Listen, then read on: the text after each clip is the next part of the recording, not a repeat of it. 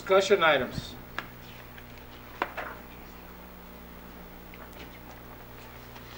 Number 1, discussion and possible direction to staff regarding Bell Road project.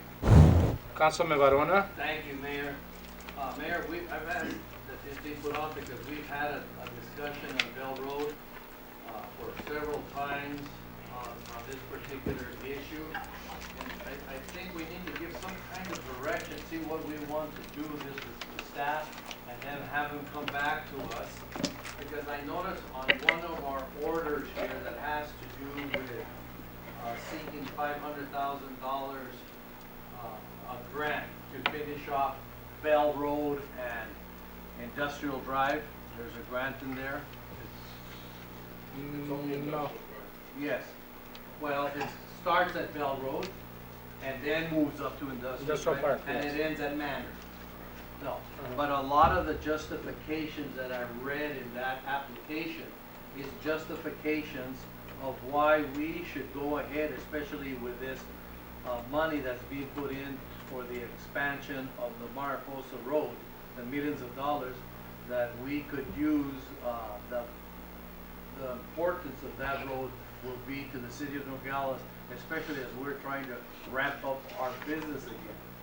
So my contention has been to direct staff to come back to us that the city wants to take over that road so that we can start applying for grants in the same manner. I talked to Mr. Guerra, in case you want to get Mr. Guerra on here to verify anything that I'm saying, Mr. Chair. I talked to Mr. Guerra if that particular piece of road could be included on this particular grant cycle, and he told me no, it couldn't be on there until the next grant cycle. That would give us time. But I think that we've gone back and forth, and just the irony of this whole thing is that the application there, the support, and the people who are supporting that are the same people that we're looking for that have businesses on Bell Road. So I think it's an opportunity that we should go ahead and help the community there no more, and do what we have to do to take over that road, start seeking out grants, work with the Arizona Department of Transportation on how they can help us there though too. When they were making that little connection there at their expense, but then they stopped when they found out that it was a private road instead of a public road. So I would like to offer that we direct staff to go ahead and come over, bring us back solutions so that the city can take over that road. And then I just want everything that they've asked us for help. They're helping us by writing letters for that grant. Let's go out and seek grant money. There's going to be a lot of money available, especially right now, to help with infrastructure projects to get our economy back going again. So we could have something on the shelves ready instead of prolonging this particular issue any longer than that. Mr. Mayor, I'd like to make a motion to direct the city, assistant, the deputy city manager to provide the council with proper legal work so that the mayor and council can take over, the city of Nogales can assume the road there at no cost. As is. As is. Do you want a second? Second. Second? Okay, discussion, anybody wants to discuss it? Go Yes, ahead, Mr. Vice Mayor. Yes, I agree with Councilman Barona because we've been throwing this back and forth for over a year now, and the state is pumping in a lot of money to make that freeway and that overfly or flyover, whatever they call it, and it's not going to look good if they construct that freeway and then you look to the sides and you see those other roads that are falling apart. Doesn't look good for the city, and we're going for it. We're trying to get annexation going, and it's a way to prove to the community, and not only the community but future businesses to come down to Nogales and say, hey, the city really cares about the infrastructure of their, you know, so they're making they're making improvements so, you know, we can bring our business down. And then I noticed that on that one grant that they're doing, the Industrial park. industrial park, you know, one of the reasons for that was, you know, and I'm gonna read it off. It says, the proposed street improvement will serve to enhance the economic competitiveness of the city of Nogales and induce private job creation and capital investment by the benefited developments. All businesses to benefit are based in industries. And that's what we're doing with that too. So why can't we do it for Bell Road? So I think we should start moving on that, you know, as quick as possible. Anybody else? Mr. Mayor, I think we gotta discuss, there's two Bell Roads. One is called Private Bell Road, and one is Bell Road. I see no problems in what is owned, the street that's owned by the city, right? That should be maintained, and it should be maintained all the way to Industrial Park Drive where it is right there. I have no problems with that. The problem is on the private Bell Road, because that's actually a private road, and it's not meant in specs, right? So I think we've had that discussion before, right? So I think we've got to separate the idea of what is private Bell Road and what is Bell Road that's owned by the city. That's a very big distinction. It has to be shown exactly. Yes, go ahead. We would be bringing back legal documentations to accept a road that we already own. What I understood from the For the motion private side. was that we would bring back to mayor and council for acceptance the portion of Bell Road, and I'm assuming, you might want to make it clear, that the undeveloped portion of Bell Road that will connect to Mariposa Road, that entire section be accepted by the city of Nogales into its street maintenance street as it sits today. That's what I'm understanding the motion to be, and the direction to staff to bring that back. Go ahead. Councilman. Deputy City Manager Kissinger's analysis is accurate. Okay. So we wouldn't be bringing back, Councilman, Yeah. the acceptance of the road we already own. That we already.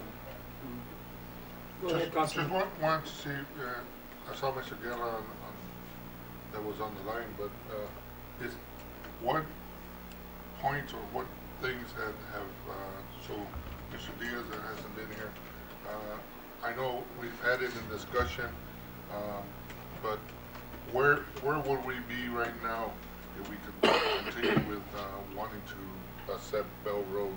You wanna know where we're at? Yes, sir. Yeah, I can help with this.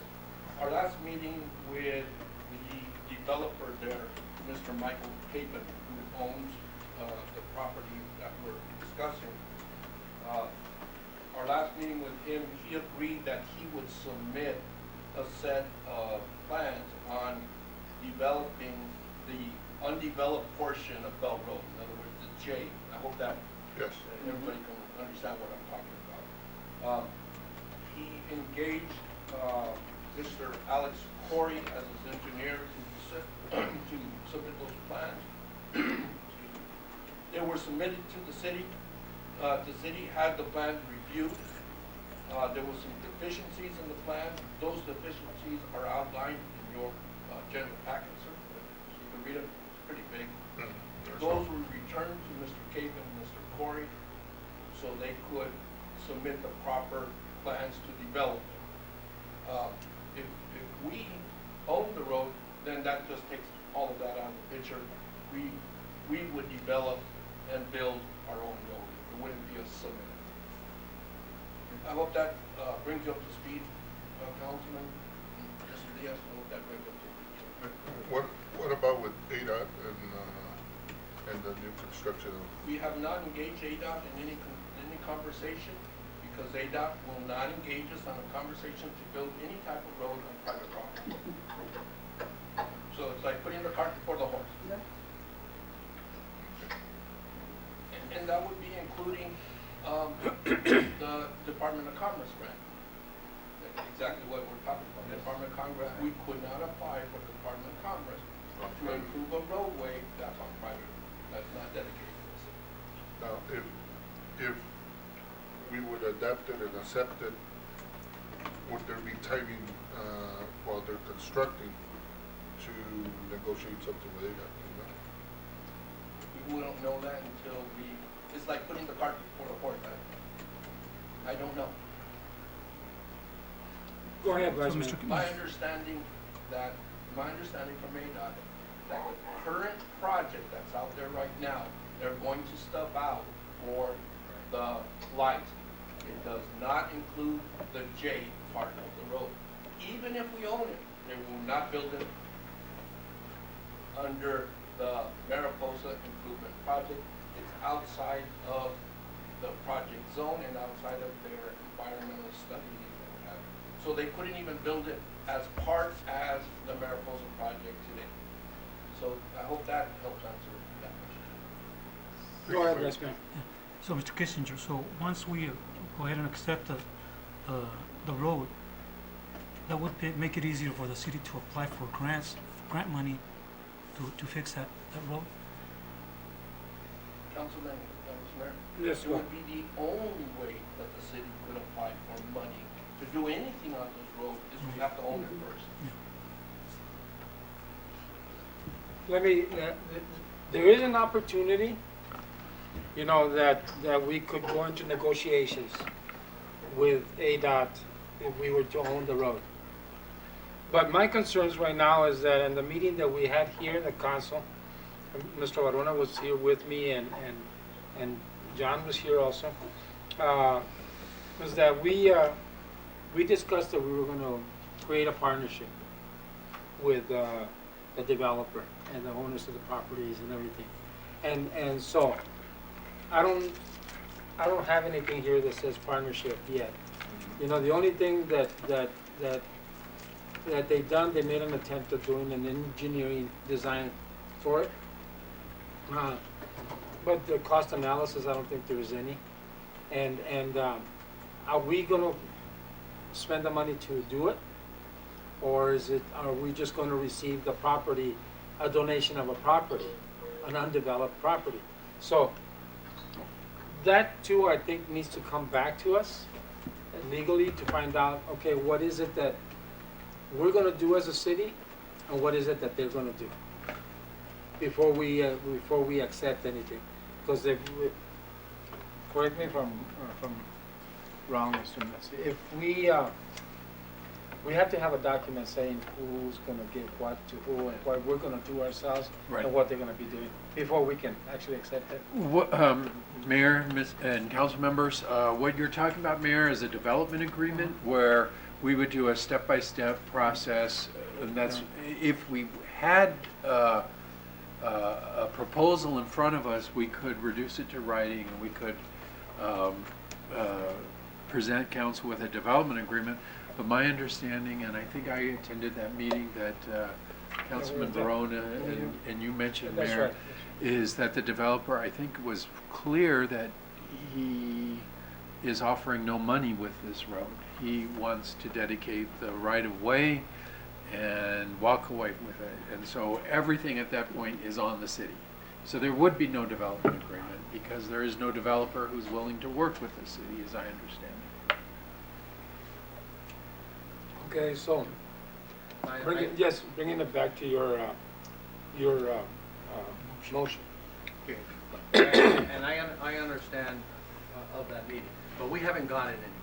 Yeah. So let's start here, let's go, so we can give Yes.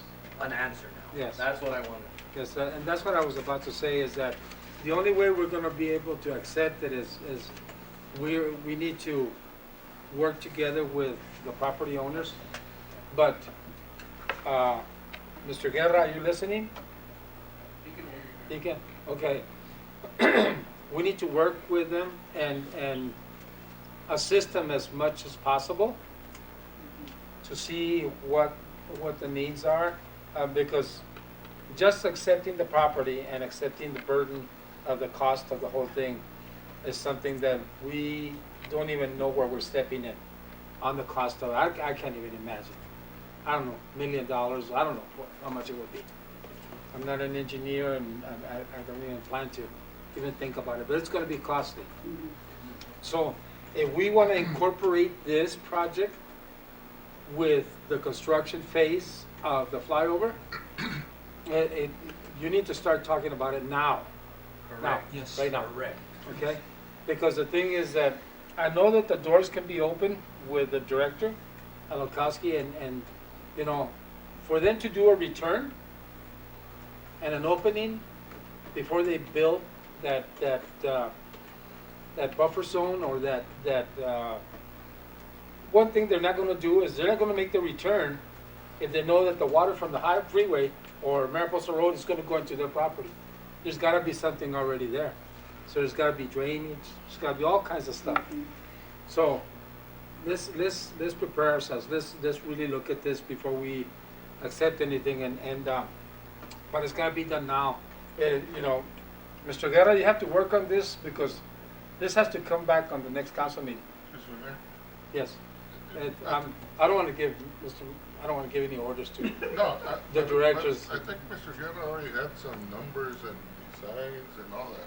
Yes, That's why- but what I'm saying is a partnership there with, Yeah. that's gotta be. But as far as, numbers of costs, and I think you had a construction, idea with it, that's why I'm asking if he could give us any. Can he, Does you talk to does he us? recall that? I think I Yeah. recall Sure. something. Juan, can you unmute your mic and, there you go. Can you hear us, Juan? Yeah, Okay. Did you hear the question? I can Juan? hear you, and could you please repeat that question, Mr. Councilman Maldonado? Yeah, Juan, I don't know why I vaguely recall that you already had some figures, costs, and, like construction, projected, map of the J or the with ADOT and all that. Am I right or wrong? Yes, Councilman, you are correct. You are talking for the grant application that we have in the agenda tonight? No, No, Juan. the Bell Road, Let me help you, George. okay.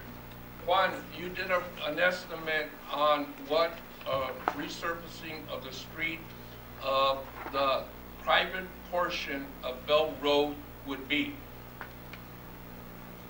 Do you recall doing that estimate, Juan?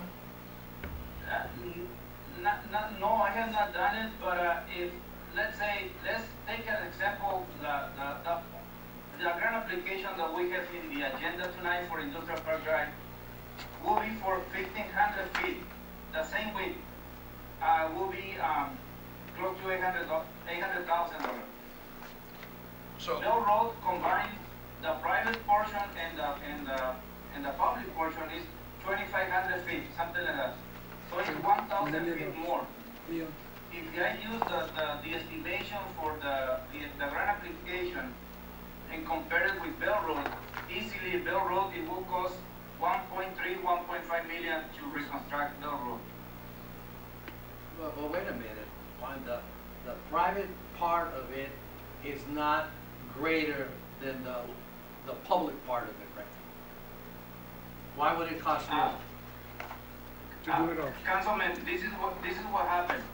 If Bell Road was not designed to be a mail collector, and if we need to reconstruct the road in order to function as a mail collector, this is a flatway. Flatway definitely needs to be Portland cement concrete as it is Industrial Park Avenue. And that will need to be 12 inches of concrete minimum.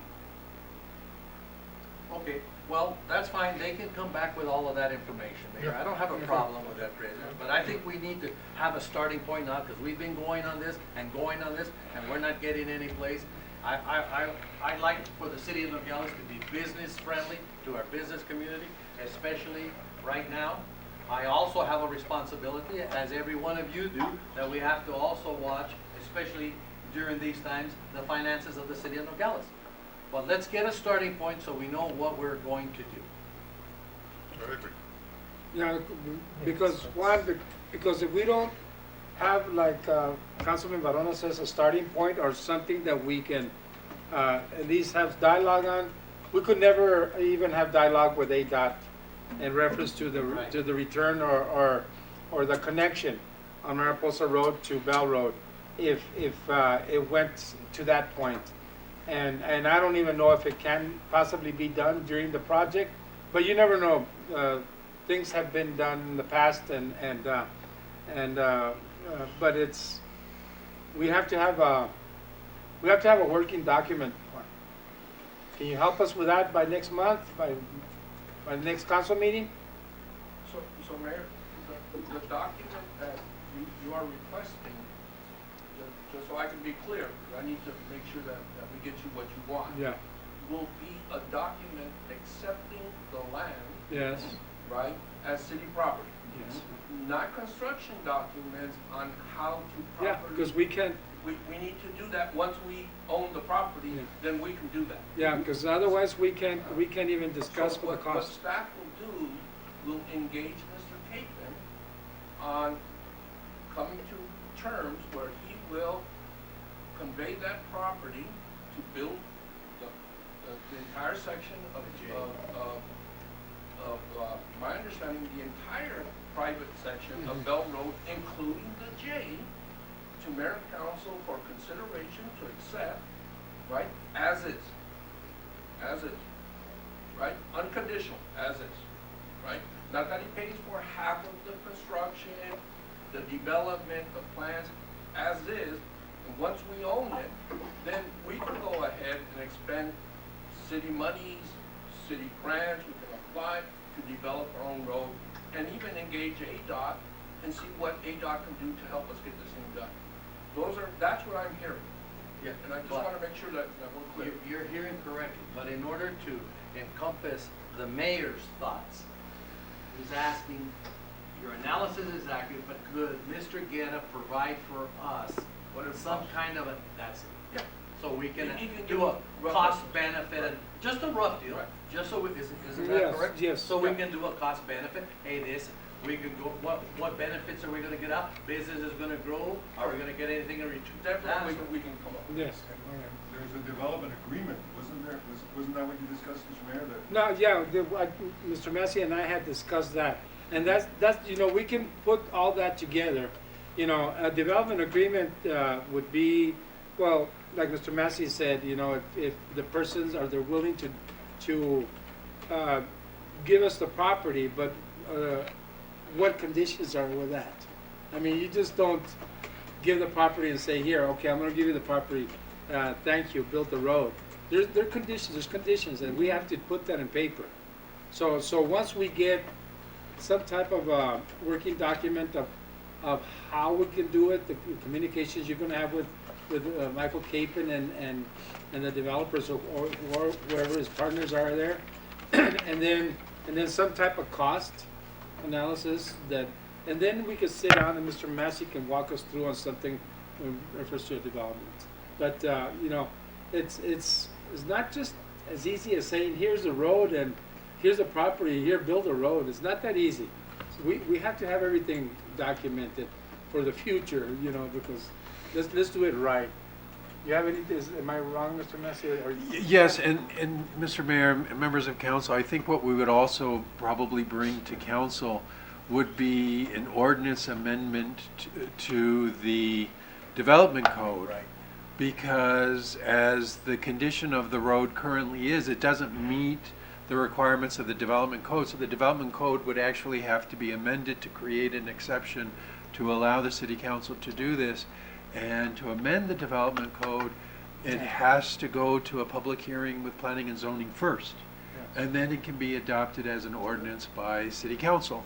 And we can create a very narrow, hopefully a very narrow exception that where, at least 5 other properties, for example, could benefit in addition to the developer. The city would consider taking a right-of-way that is not built to city standards because the city believes in the greater scheme of things it could benefit the city as a whole, something like that, where there'd be an exception so that the developer doesn't have to meet the requirements of the development code. So that is maybe a little bit more legal intensive than I think what But that's Councilman okay, Brown, Mr. Massey, okay. But we want a starting point. Okay. To move forward after we do Yeah. start. Because this has gone on long enough. Okay. Any more discussion on this? No? Okay, so, Vote on the motion. yeah, we have a motion. In a second. Okay, do we have a motion? Yeah, we have a motion We in a made a motion. second. Do we have a second? Yes. Hector was a second. All we need is a vote now? What was the motion? I guess everything that we talked about. No, to bring in the documents to go, Was the city making- John. The motion, the way I understand it, Yes. Mr. Mayor, is to engage the property there owner you go. to come up with some type of documentation, call it Probably a D. development agreement or Yeah. something to bring back to the city council to accept the property, so the road, Bell Road, private section, and the J would be developed Yeah, somehow, right, Yeah. in the future, right, as is. That there will be no requirements for him to do any improvements on there in order for us to bring back. but That's attached it. with that, we'll That's have it. a cost That's it. analysis. Right. All that. And then And Mr. plus the Massey. cost will- analysis. Uh-huh. Right, plus that. And then Mr. Massey will fill in the legal requirements of this. Okay. I will do my best, sir. Mr. That's it. Hanesian? Did you get it, Mr. Hanesian? Okay. Which is a lot different than all the other discussions we've had. This is, Right. we've made a determination. Okay. Yes. Okay, perfect. Okay, then all in favor signify by saying aye. Aye. Aye. Opposed? Ayes have it. Directions given. Number 2, discussion possible direction to staff amending ordinance 02016-07-004 as it relates to the 2,700 inch residential meter fee. Barona. Mr. Mayor, thank you. What I wanted to propose to the colleagues on the council here is that trying to get our construction business and all the subsidies for construction building. You notice we've had some reports on our fees as they compare to other cities that the deputy city manager presented to us. And we've also had a comparison that I thought we were gonna get back so that we could adjust those fees. So I thought that maybe within a period of 60 days, that we agree that anybody that wants to take out some, I guess I wanna use the term development fees instead of the exact residential new meter service, okay? I did misstate my agenda item to Deputy City Manager Kissinger. So if we have to redo it, that's okay. But the intent is that for 60 days, let's offer a 50% discount on our development fees and attract these people to come in to Nogales to do some projects, some construction projects, so we can start kicking things off over here though too. It helps us, but it also, what really helps us is with the money that's spent for construction material, because we collect the sales tax off of it. So, Mr. Massey, my question is that agenda, for what I want to get done, I can't get it done with that agenda item? You can I think you can, just direction to staff to bring something back for possible consideration and action by council Okay. on development fees. So- Yes, so we'll, My motion is to instruct staff to prepare the proper legal documentation for council consideration to have a 60-day period, the month of June and July, where we offer 50% discount on those fees so that we can start getting our economy doing something, helping the local business community to go ahead and start construction here so that we can also benefit from sales tax. Is that? Yeah, I Mr. think Councilman Barona. that's understandable. Councilman Barona, can the word residential be removed and also be used for commercial?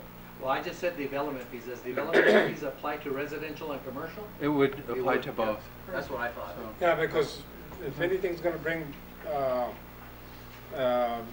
economic development is somebody builds a commercial. Correct, correct. So Yeah. that's what I, Mayor? Yes. Now, what we need to, right now, these are, Mr. Valona started talking on just meters. If we talk commercial, or, would we be talking, all the different permits and stuff like that? development. It would be, All the what I development? said is the Councilman Verona is referring to development. What different fees do we have? I think what we're talking Building about to be permit, more, meters and We're stuff like talking that? meters here, water. if I can be heard, Yes, Mayor? go ahead. I think Councilman Verona was very clear on this 2786 for 3/4 of an inch. That is found on section 1982 of the city code regarding connection fees. We call them connection fees in the city code. But I think I also hear that Councilman Verona is saying, in addition to residential connection fees for water, commercial connection fees, and sewer connection fees, and Yes. commercial connection fees. So we would bring amendments back to the proper city code provisions in a way that Councilman Verona outlined. So what you're referring to, Mike, is the utility Connection development fees. We Not- don't call them development fees, we call them connection Okay, fees. but not building license fees. Exactly. Not inspection fees, not all the other fees No. that would typically possibly be associated with a development. I just. so Well, we know that's we what I can say- understood the direction from Councilman You got it Verona. right. Okay. I mean, So we Right. also have to make. So, some money off so this we thing. do have But I fees to purchase a meter Right. that actually would recover the cost of the meter. But this is in addition to the mere cost of a meter. This is what the city code says is that this is a water supply connection fee. And we have a similar phrase for the sewer fees. And it's designed to recover the cost of acquiring, transporting, treating, maintaining new surface water and groundwater resources. So it's the whole cost associated to serve that new development.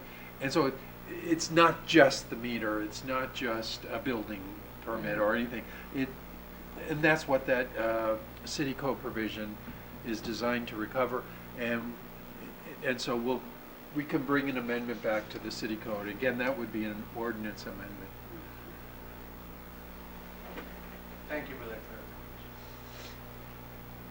Is there any more discussion? Did I Yes. explain Can that? the amendment just be for a certain term? Right. Right, we can make, but it would, since it was set by an ordinance, it would have to be an ordinance in order to amend an ordinance. Thank you. A starting time and end time? What dates would you give it? Well, So that has to come back to it. They have to come back in June, so. Right, we would have it in June, and typically ordinance takes, unless there's an emergency clause, ordinances take 30 days to go into effect, so this ordinance probably wouldn't go in effect until July. early July. So we would talk about 60 days from the date of effect. And it would only be for those applications during that month. Right. Because there could become to a point where somebody on July 30th makes an application, it doesn't even start the process until months later. I don't know how the ordinance would deal with that, but we could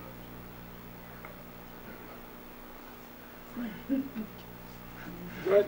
Right. because there I'll are- probably there come are- back with some different there options are for the council to projects consider. that don't happen within months. But even if it doesn't, Mayor, get the emergency clause on it, which I would prefer it did it, so that we could PR for 30 days to all the construction people who want to build a house or do commercial buildings. They have 30 days, hey, look at this is coming up. Let's ramp up and move up our projects, and we can save some money and get our economy going here though too. Yeah. And those would be projects that Have to be built initiated in, in June and July, yeah. not ongoing projects. or No, projects not to, after. Gotta get it this not to year. do it Well, next that's- year. That's the whole point. Yeah, We to want get to it started revamp now. our economy right now, Right not now. a year from now. Okay. Do we have a motion? I don't know if we had a motion. Yeah, Do we have a motion? It was, Who was it? did we? I thought I made a motion. Yeah, Yes, Councilman Verona made a motion.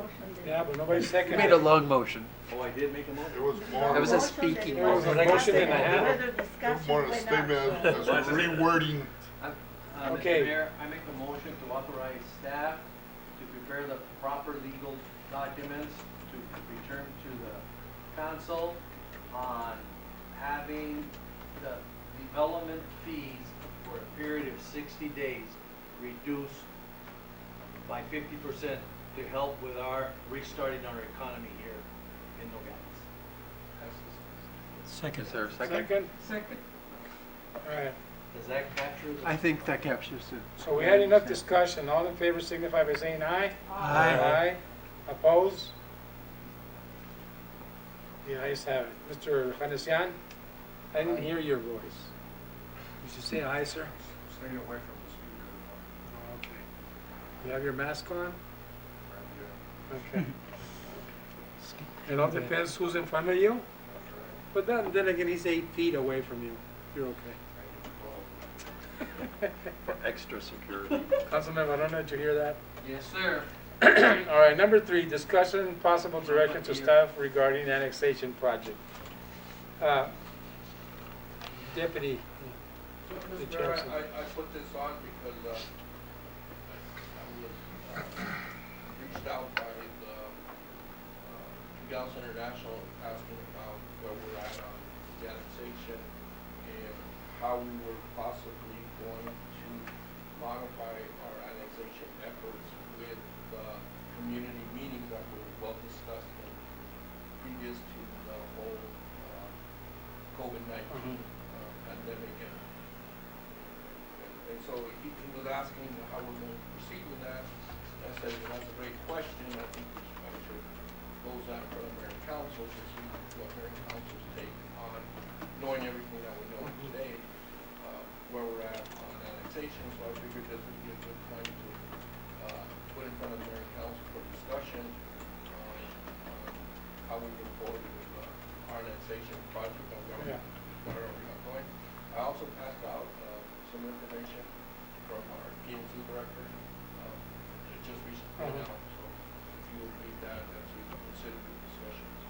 well, you know, I hadn't brought it to the attention of the members of the city council also for the simple reason, and it's what you just said, you know, it was pointless for us to even make an attempt to even go have meetings, and some meetings the vice mayor had before, and I did too, right before this whole virus thing started, but we do have to continue with this, and let's hope and see that after the 15th of this month, when supposedly the stay home is lifted from the governor, and see what steps we're going to be taking on that, then I think that's when we should, you know, start back on it again. You know, we have enough time. We have till next year to finish on it and get the signatures, possibly. And if everything goes well, we'll go through the process of annexation. But yes, we'll continue with this, Mr. Kissinger. But I don't want to set a date on it or when to start. No, it was staff looking for a date, just Yeah. making sure that we still have the commitment to move forward Yes. with that, Mr. Mayor, and taking into account the governor's, Yes. orders or that he has out there. Depending on how all that shakes out, we will bring back to Mayor and Council an update on the city's efforts for annexation. Yeah, and I'm sure the members of the council still feel the same in regards to annexation. Do we? No, I just want to make. Yes, go ahead. Mayor, Mr. Massey, the mayor right now said that we have time until next year. I thought that we approved this in December and it had to be completed by December of this year. I think that is correct. I need to look at the time frame. I'm sure that the statute is correct, Yeah. as you've representing Councilman Verona. And I know that we did adopt it either late November, early December. It was December, because I Okay. remember So it's specifically okay. asking, how long does this Right. go? If it's not complete, by December of this date, it has to start the process all over again. Yeah. Correct. But by starting the process all over again, you do get another, Another year. yeah, another But year. no, but I don't Yeah. wanna say, Yes. the mayor said Right. that we have until next year. We don't have until. I was thinking January, about next year. Oh. No, I Yeah, wasn't thinking so- about next, The end next, of next year. the end of next year, I was thinking Right. about Before next year. January. Oh, But, right. but yeah, you Right. are That's correct, it's I don't- December, Okay. yes. Yeah, right. You had to correct me, didn't you? We knew what he was saying. Yeah. But, I'm sure we're all, so I guess we'll, let's just see what happens after the governor gives us a release on everything, and hopefully everything goes back, you know, that's why I don't even wanna think about it, because things could change. Yeah. So Thank you. on this subject, Mayor, what are we gonna do? Are we gonna accept the recommendation of Mr. Paz to say just wait until they finish with the general plan and then they come back? Because they control the annexation process? No. I'm confused here with I don't think they this do. letter and what we're gonna do. Did you get it? I got it, but I think Mr. Kissinger will explain. So Mr. Fox's recommendation that is we don't do any aggressive annexation, efforts until after the August meeting when you all approve the, General plan. the, Yeah. general plan, but we don't want our constituents to confuse it. That's all he's just bringing to the table. And his interest right now is to make sure we get that general plan through, and he wants to accomplish that before we get too far down the road or too far into the weeds with annexation. Yeah, but the thing is that we wait till then we have only September and October to get the signatures. That's the problem. No, That's the tell problem. we have to get, we have to work both of them. I can understand, but the general plan is a vote of the people. Annexation is a signature. Correct. There's no vote of the And people. he realized that. Okay, so I think He just the provided- only thing that, you know, honestly, the way the vice mayor and I were working on this, if the COVID thing wouldn't have started, we probably would have a bunch of signatures already. So he just brings that, information, and just for information purposes only, I wasn't even planning on discussing that. Yeah.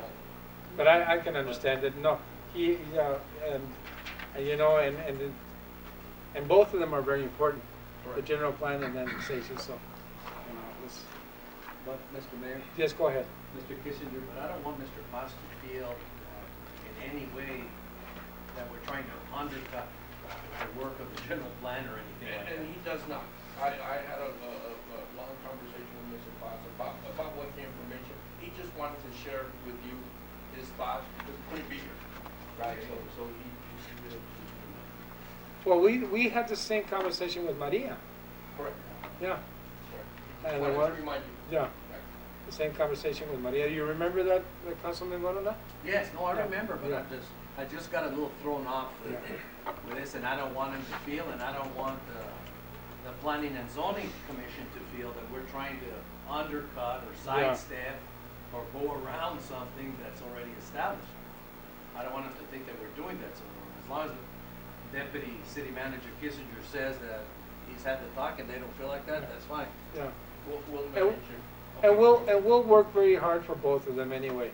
As council, we'll work to make sure that the general plan is also on time. Okay? And this one, there's no direction, no vote, no nothing. Okay, number 4, discussion, update Nogales Little League, Councilman Maldonado. Yes, thank you. And if, I asked for this, to be put on the agenda, Mayor and Council, because Little League is part of Nogales. Right. And we do get very great support from the city. First of all, I'd like to mention, and let everybody know, Little League is a nonprofit organization, and it is not run by the city. It's a something separate from the city. A lot of people confuse it. As we stand right now, Little League International, which is Williamsport, has decided to cancel all World Series and regional tournaments for the year 2020. So we will not have a regional tournament this year. However, they have left it to each state, and they're still supposed to give an announcement on Monday the 11th on how each state is supposed to proceed with their Little League organizations. The state of Arizona has 14 districts that works individually, and we're the ones that, you know, we're District 8, and basically in District 8 we have six leagues. Right now, as of our last meeting last Wednesday, we are conducting basically survey with our coaches, managers, parents, as to if the governor, because that's where we're all going from, the state must open parks, and then the city must agree to open parks if we are going to be playing any baseball this year. But, you know, we got to follow the direction of the state, CDC, and go from there. A lot of people think it's me or our regular city Nogales board that's going to make the decision. No, we're not. We're going to go by all the information we have, and that's where we're going to make a decision. And that's going to be a decision that I can't open Little League unless the city opens the parks. So that's what we've been announcing to all the parents, mayors, and everything. You know, I sent out a text last week to all the managers, and surprisingly, I think 90% of the coaches, managers, have said, let's just stay off Little League this year. Let's come back next year on full throttle. The other 10% said, come on, we can stop baseball. And I said, it's not my decision. It's a community decision, it's a board decision, and it's a state decision. Okay, but that's where we're at right now. And I assume, you know, everybody's asked everybody questions. There's refunds. People want their refunds. We as a league have it cost. You know, we were 1 day away from opening ceremony. We got the call Thursday night.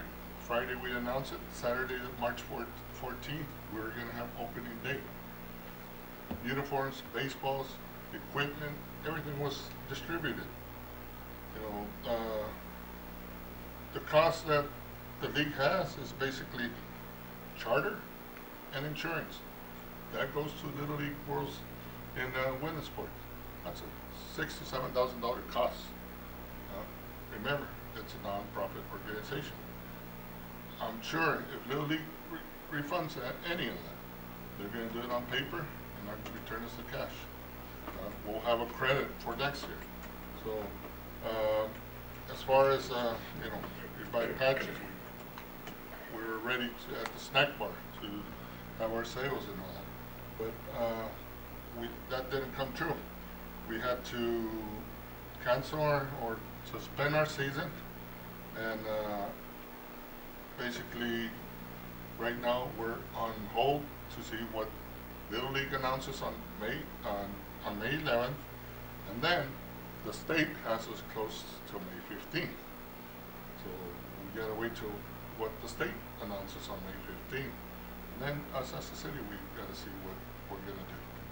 But I just wanted the general public and the whole council and mayor to know that we're on top of things. We're trying to do our best. It's very hard, I know, to say people, especially in these difficult situations, can't give you your money back, because Little League Women's Sport is the one that's going to tell us who, what, and how to give any refunds. You know, it's not up to us. So, you know, Little League appreciates to the city all the support that we have.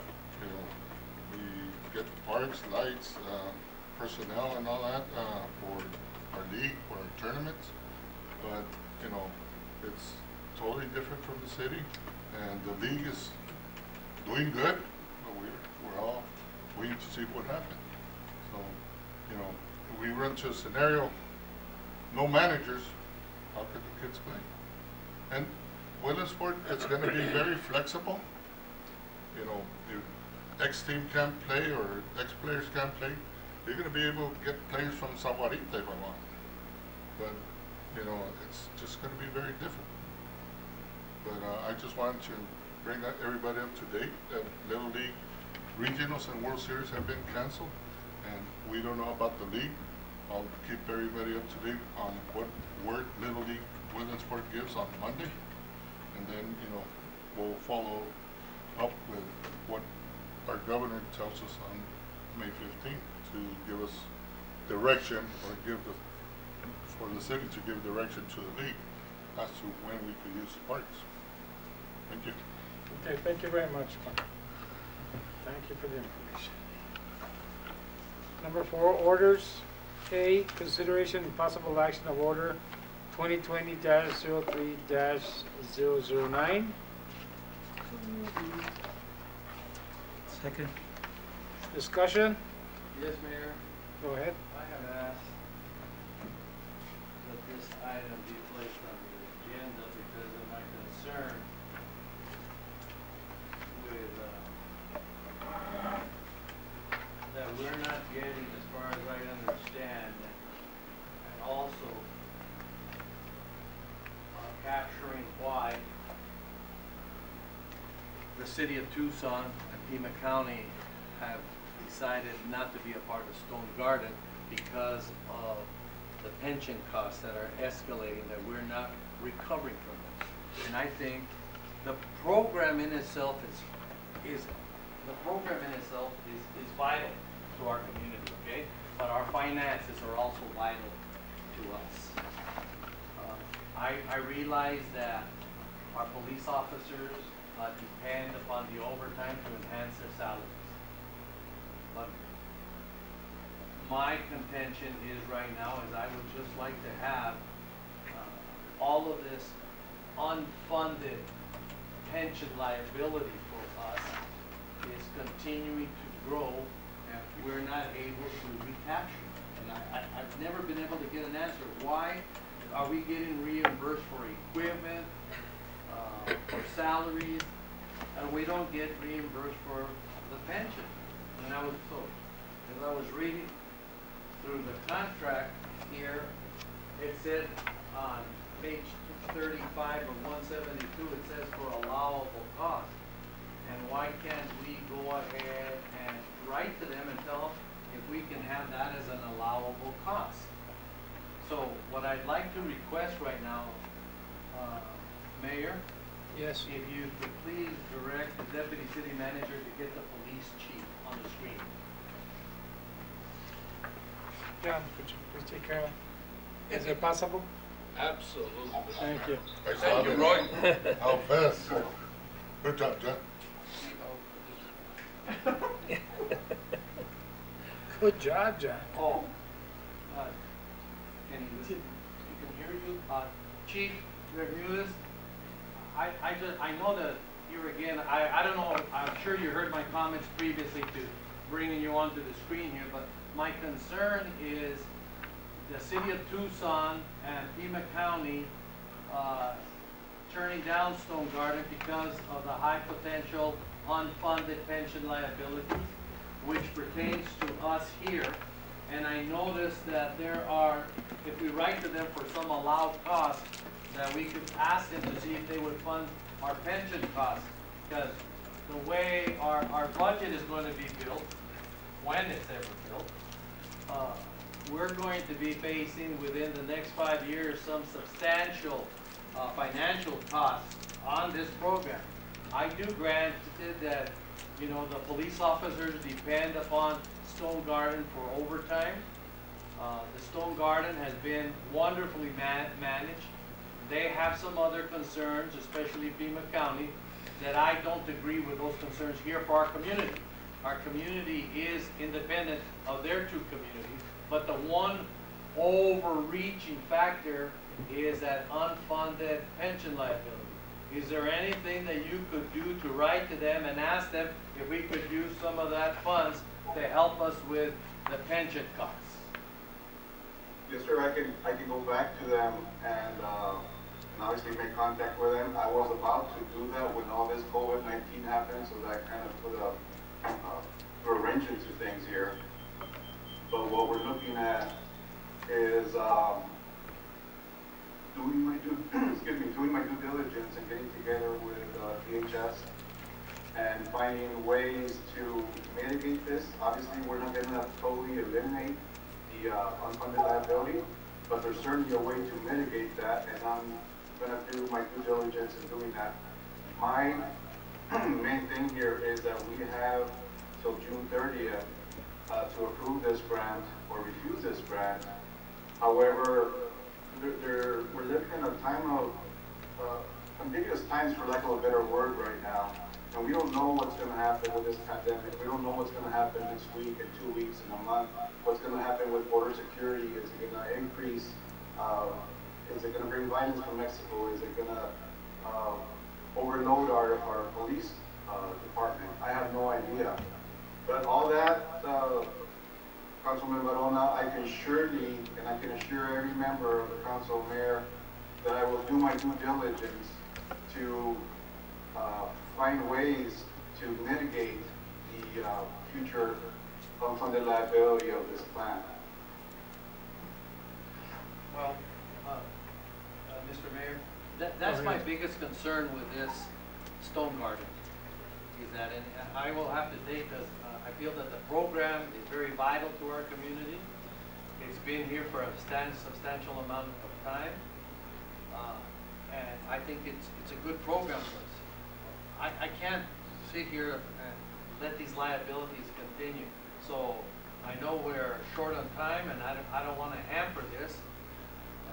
So I guess if the deputy city manager can follow through and make us a report next week on what the police chief is doing to go ahead and, as he quote unquote says, to mitigate what those unfunded costs are, that would help. I just don't want to leave these costs and then have a new mayor and council 10 years from now and says, where are we going to get this money to pay for it? Who was mayor and council then? Why didn't they take care of this problem then? And I don't want that to happen, okay? Because we're not going to be around. Yes, go ahead. So I would like for just a follow-up, because sometimes we say things here and they don't get followed up. And we're now relying on the deputy city manager. So I would like for the deputy city manager to get together with the police chief and give us some kind of summary report for the next meeting on the mitigation that's coming. Thank you. Go ahead.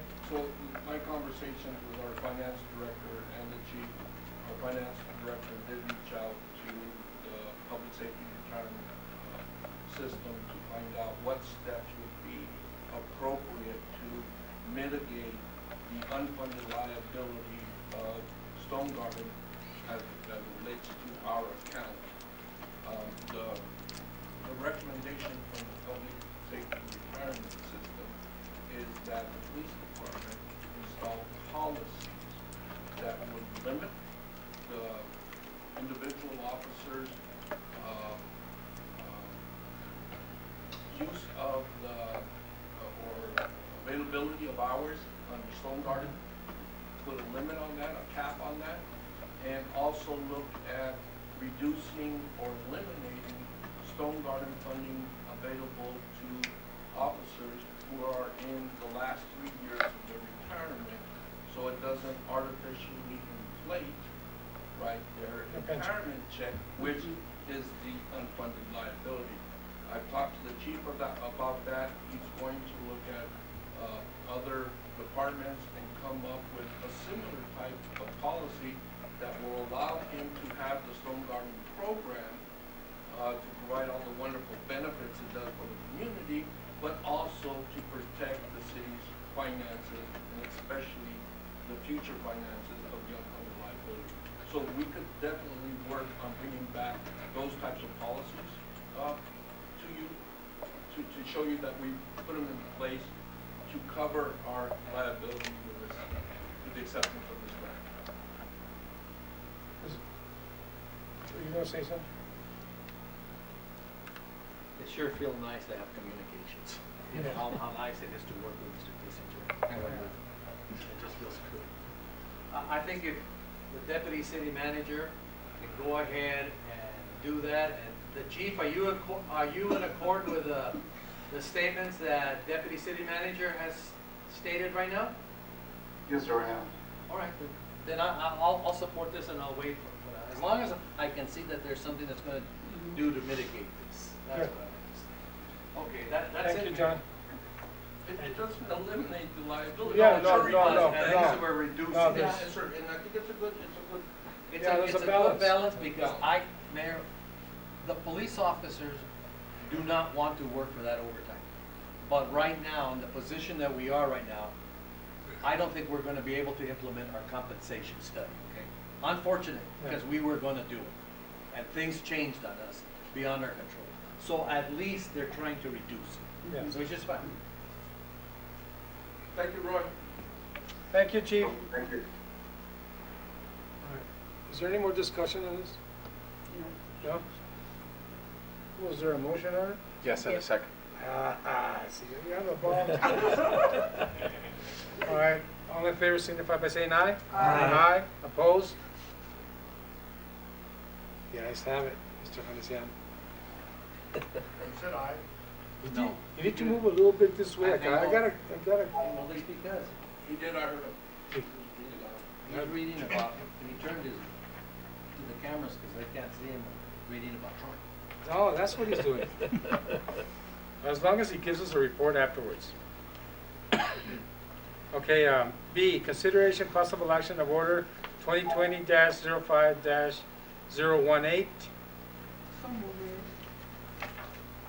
Mr. Varona? Second. Thank you, Mr. Mayor. On this particular item, Mr. Mayor, we had some problems there when this first started off and we got into this. We sent some of our workers to a training and the instructor from Phoenix came down with the COVID-19 virus and he reported it to us. We had to go ahead in March, go ahead and have them isolated for 14 days, and they had to use their vacation time, which I didn't think it was fair because the federal law giving employees 80 hours, which is 2 weeks, went into effect April the 1st. So why should these individual employees be sanctioned out because they were representing the city and told to attend this training? So this goes ahead and takes it back so that everything is in writing and these people will not be charged their vacation time or sick leave time.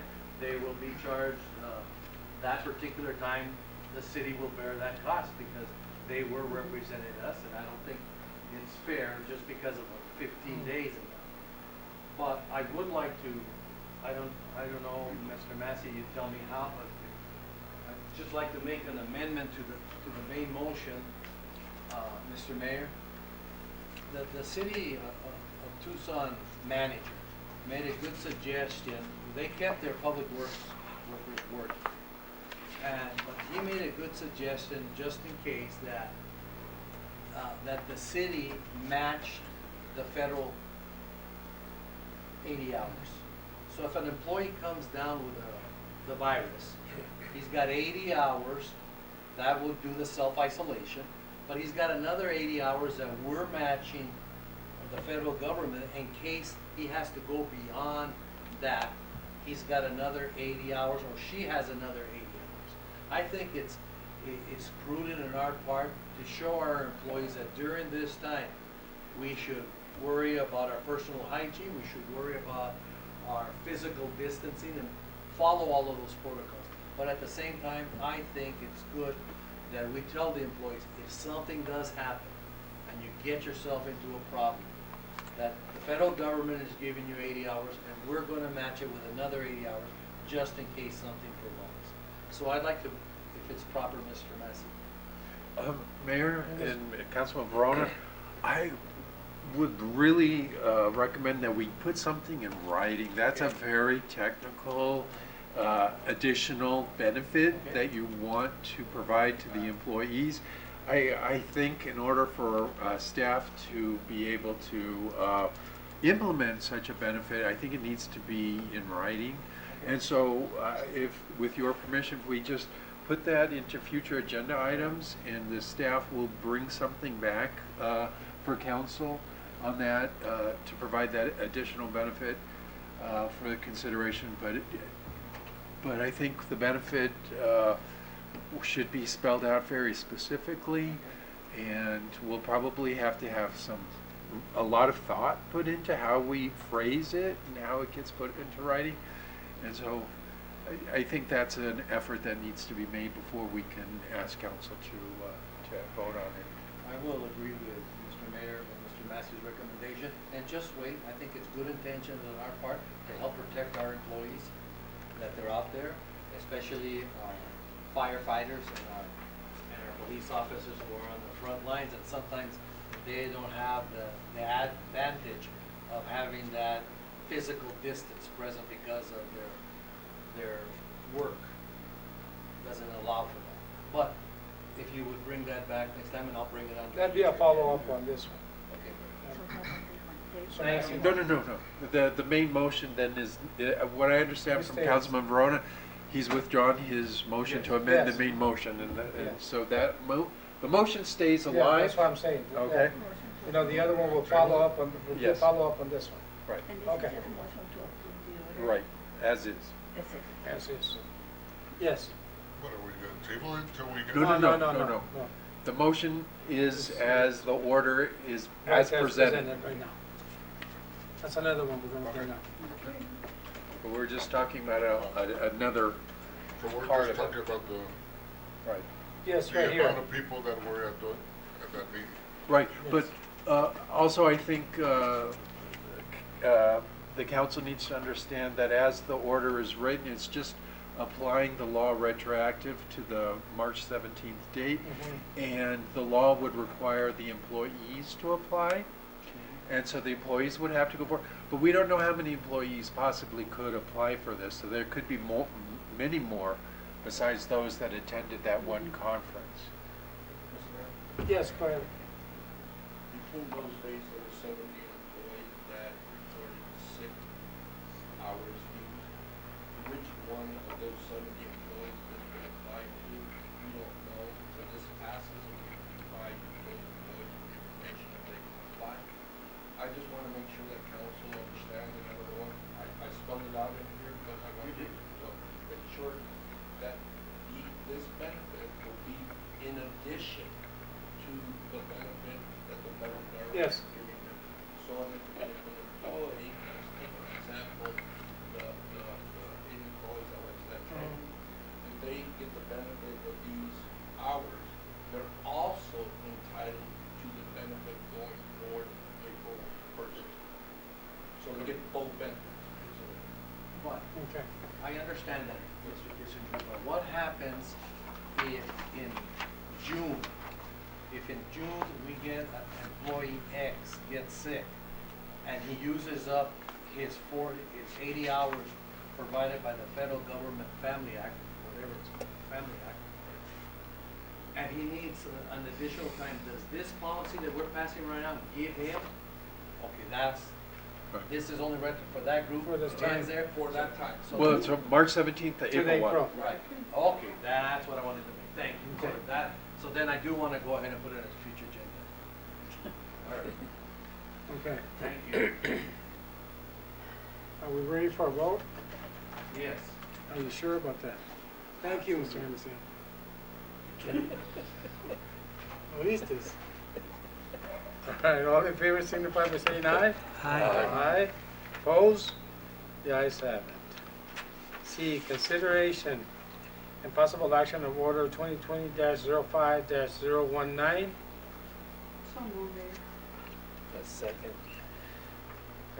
Second discussion. Thank you, Mayor.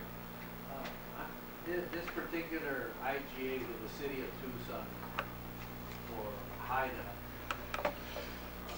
the only concern that I have is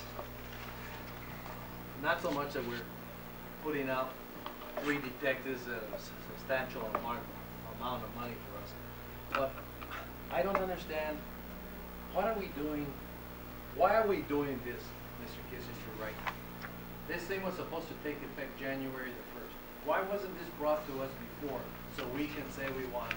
Because sometimes I feel, so what if something had gone wrong during that time and we didn't approve our being a member of this HIDA organization and it's 5 months later? I mean, we do this, I assume, every year, so why can't it get to us in November to redo this? So we're not 5 months and nobody really knows if we have coverage or has this been formally approved or anything. I want to make sure that 3 detectives are also protected too. I don't know the reason why it wasn't brought to you before January 1st, and hopefully the chief is listening to us and we can chime in here and let us know. Thank you, chief.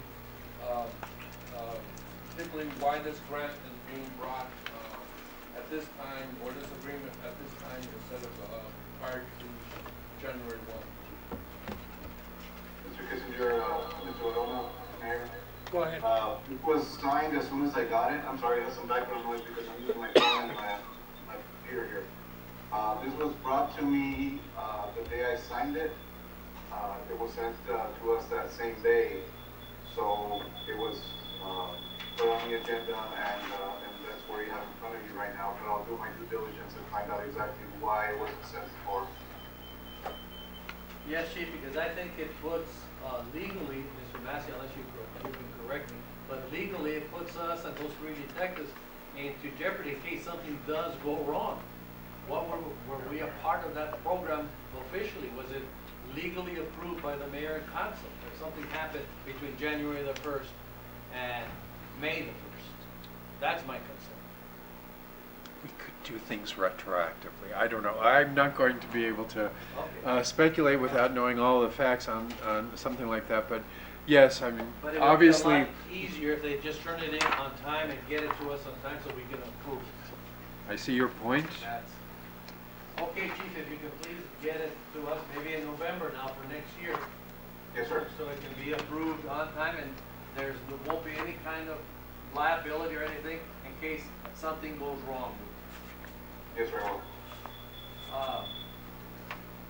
On here also, Chief, it says, the background says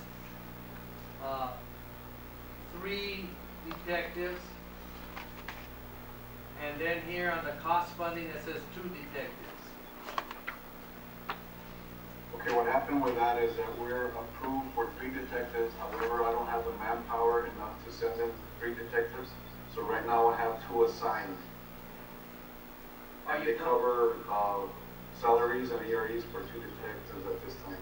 We will send the 3rd eventually. We're up to staff. Then they would cover all 3. But right now I can only afford to send them 2 because of the shortage of manpower that I have at the current time. Okay, there's clarification. Mr. Mayor, thank you. Thank you very much. Any more discussion? Hearing none, all in favor signify by saying aye. Aye. Opposed? Guys have it. Thank you. D, consideration possible action of order 2020-05-020. Do we have a second? Second. Discussion. Mayor, on this one here, I just wanted to make sure if I recall right that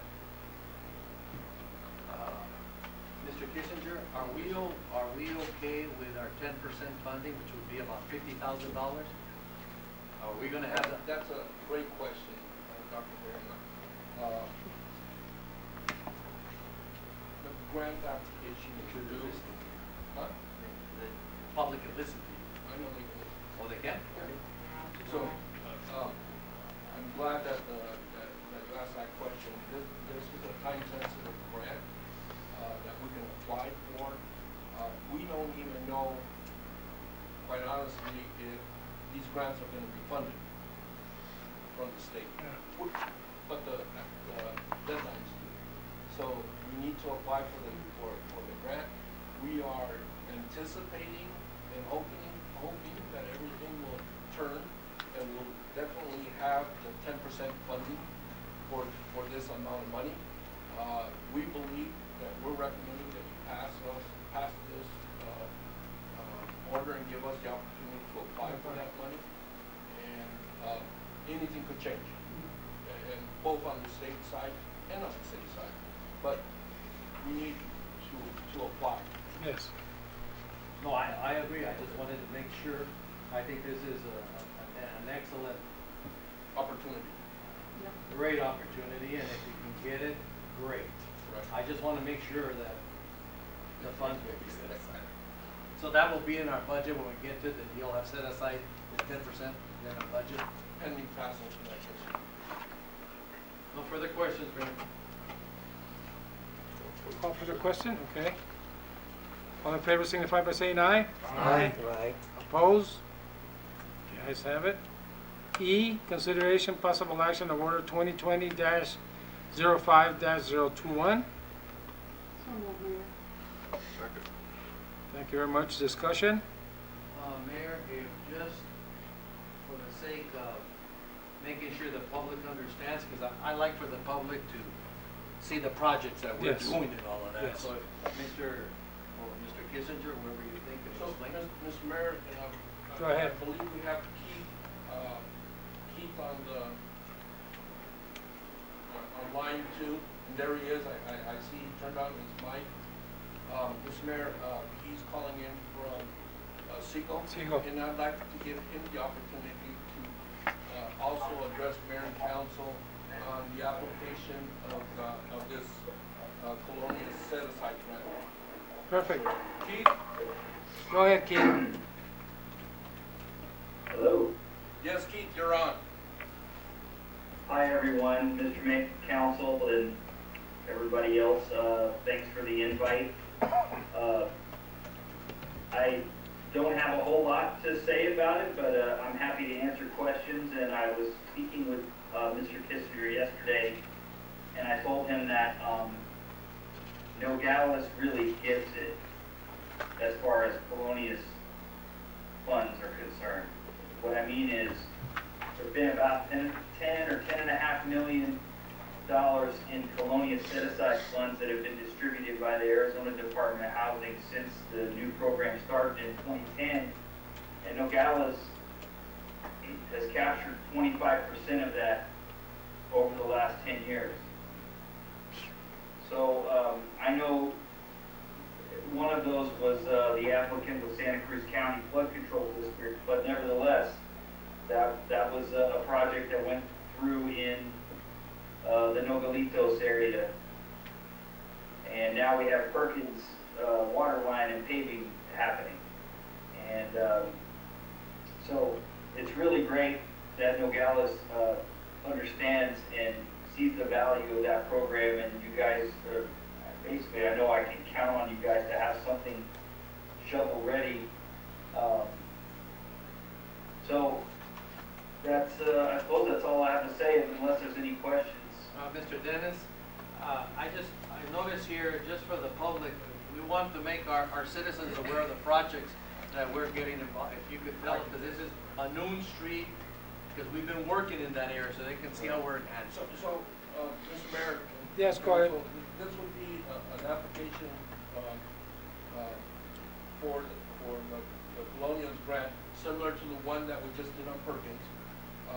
The construction project is a little over $800,000 to do a water replacement and paving the entire length of Noon Street. Staff is recommending that we submit the application for this grant. I can let council know that, and Keith, correct me if I'm wrong, we will probably be bringing back matching order for you also, besides this order. This order is for the application. You get more points. If you guys remember last year, you get more points the more you match. I think the maximum points will be a match of 26%. Correct. finances coming in to see what we think we could safely commit to as a match to give us the maximum chance to leverage this money and to get it. But for tonight, staff is recommending that we have that shovel-ready project on Green Street. We just need to dust it off. We're recommending that Mayor and Council pass this order, giving us that opportunity to apply for this to this grant. Thank you very much, Mr. Kissinger. Mr. Mayor. Go ahead. May I add just one thing? If the mayor and council does decide to pledge some leverage matching funds for this, that needs to be probably done in your next regular meeting. The deadline for application for this Colonia set-aside round is July 15th. So, yeah, it's just something to keep in mind. Okay. Perfect. Thank you very much. Thank you, Keith. This is an excellent project. Yes. And it keeps up what we've been doing from Crawford Street, from McNabb, all the way down to Western Avenue and everything. Yeah. I think it's been a great improvement. Yes. It's good So, job. Mr. Mayor, we're going to keep Keith on the line a little bit because... We got the next one. Yes, sir. Okay. Thank you. Okay, any more discussion on this? Hearing none? All in favor signify for saying, all in favor signify by saying aye. Aye. Aye. Opposed? The ayes have it. Thank you. F, consideration possible action of order 2020-05-022. Second? Thank you. Discussion? Just like to have an overview by the Deputy City Manager, please. So, Mr. Mayor, this is the CDBG rotations money that come in. We rotated between the city of Nogales and Santa Cruz County and Patagonia. For this particular one, it comes to the city of Nogales. We had a public meeting where several projects were brought to the public for consideration and make sure that they qualify. Those are listed under your first and therefore. Staff is recommending that we do the Camino del Sol project because it is shovel ready and we're ready to go on that one. We don't recommend Noon because he just approved Noon. Yeah. He just approved Noon. And Anza, we don't have shovel ready, so we'll be using a lot of the funding for that. And the city park designs and improvements. Yeah. Staff is recommending number 2. There is no matching for this, right, Keith? No matching funds for this one, so recommending that Mayor and Council pass this order with staff's recommendation, option number 2. Okay. Did I state that correct, Keith? Just option 2. I'm not entirely sure I followed, but basically, I think you were saying that there were projects that showed up or were mentioned at the public hearing back in February when we could all meet in person. I missed those days. But basically, the mayor and council are left with the choices of items that were brought up during that first public hearing. That's why it's reflected that way on the public notice for the second hearing. Correct. So, Mr. Mayor? Yes, Bob. Then I would like to ask the movant for the motion, which was Council Member Melendez-Lopez, if she would agree with the motion to be amended or specified as recommended by staff. And your second would be as well? Yes, I have one question. Go ahead. Go ahead. Basically, is there just room for one, or why we just picking one? Correct, it's only one project. Okay. You can't split them. Sorry, Well, next year. City Parks. But, Municipal now with all due respect on the city park design and improvements, it was for restrooms. That was brought up by one public member. Here at the Anything GFR? else? One public member talked about constructing restrooms throughout the parks. We do have some parks with facilities for restrooms. Via proxy, I did it. You have them moved? No, throughout the city, we have park restrooms. Camp Pedals is one of them. Music Center. Go ahead. I think what's important here, I realize the city parks design and improvements, again, is important, but here, we as a council, so that the public understands, the administration, we've been working very hard on our infrastructure for water and sewer and paving. And even then, these projects that's come up on an emergency basis, mayor and councils, future mayor and council, have to understand that our water and sewer infrastructure some of it is over 100 years old. And we need to start updating that because we can't afford to be having them collapsing on us and us doing things at the last minute and making sure that we have a connection, that we so happen to have a connection to a sewer system there on Western Avenue. So we have to continue to update our water lines, our sewer lines, and make sure that we don't get into collapsing. 'Cause you can imagine if 2 or 3 of these lines collapsed in 1 year at the cost, we'd be in a substantially hurting, but we have to fix them. Yeah. So that's what's good. The leadership here is that we're focusing on making sure that the water lines on Noon Street, the paving after we do the work, the water line over here at Camino del Sol, so the people know that we're working on the infrastructure for the city of Nogales. Thank you, Mayor. Okay. Any more discussion? Hearing none, all in favor signify by saying aye. Aye. Opposed? The ayes have it. Thank you, Keith. Thank you, Mr. Mayor. And, Thank you, Keith. If I could just say one thing before we move on, it's really nice to see, again, I was saying before in the last agenda item that the Mayor and Council of Nogales really get it when it comes to good use of CDBG funds, and you guys are just putting in one water line after another with this, and I don't have to tell you that's going to help you and help the town or the city and the residents for decades to come. So I look forward to working with you all. Thank you, Keith. Appreciate it. Thank you. Thank you very much. Okay, G, consideration possible action of order 2020-05-023. So moved, Mayor. You have a second? Second. Discussion. Just the deputy city manager can tell us about the reasons for the $52,000 overrun.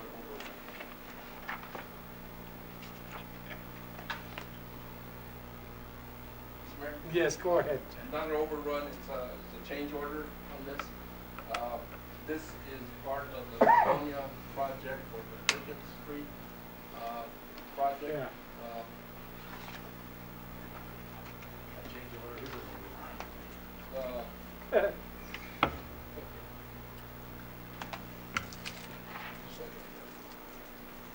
The 2 streets, Madison and Jefferson Street, were not included in the Colonia grant project.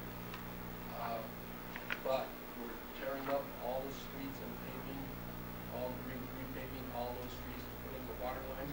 These 2 streets don't have that water line going through them, except they're adjacent to our project. Staff looked at it with the mobilization and for the price of the price that we have there to pay them. Staff is recommending that we use our overweight fund to complete the project To do it. to add to the Colonial's project, to complete the overall experience of our traveling public in that area, to have those nicely, newly paved streets. Go ahead, Councilman. I spend a lot of time spent on those 2 particular streets because of the senior center region. And if those streets weren't paved, it would have been a mess, an absolute mess with dust on a constant basis.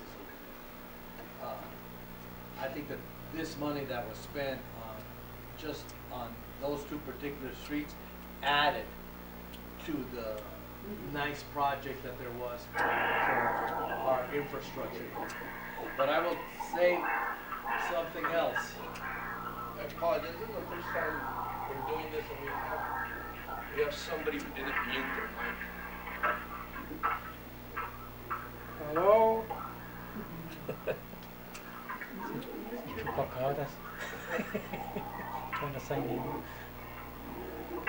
and it might be Roy. If somebody would reach out to Roy, maybe have him mute his mic.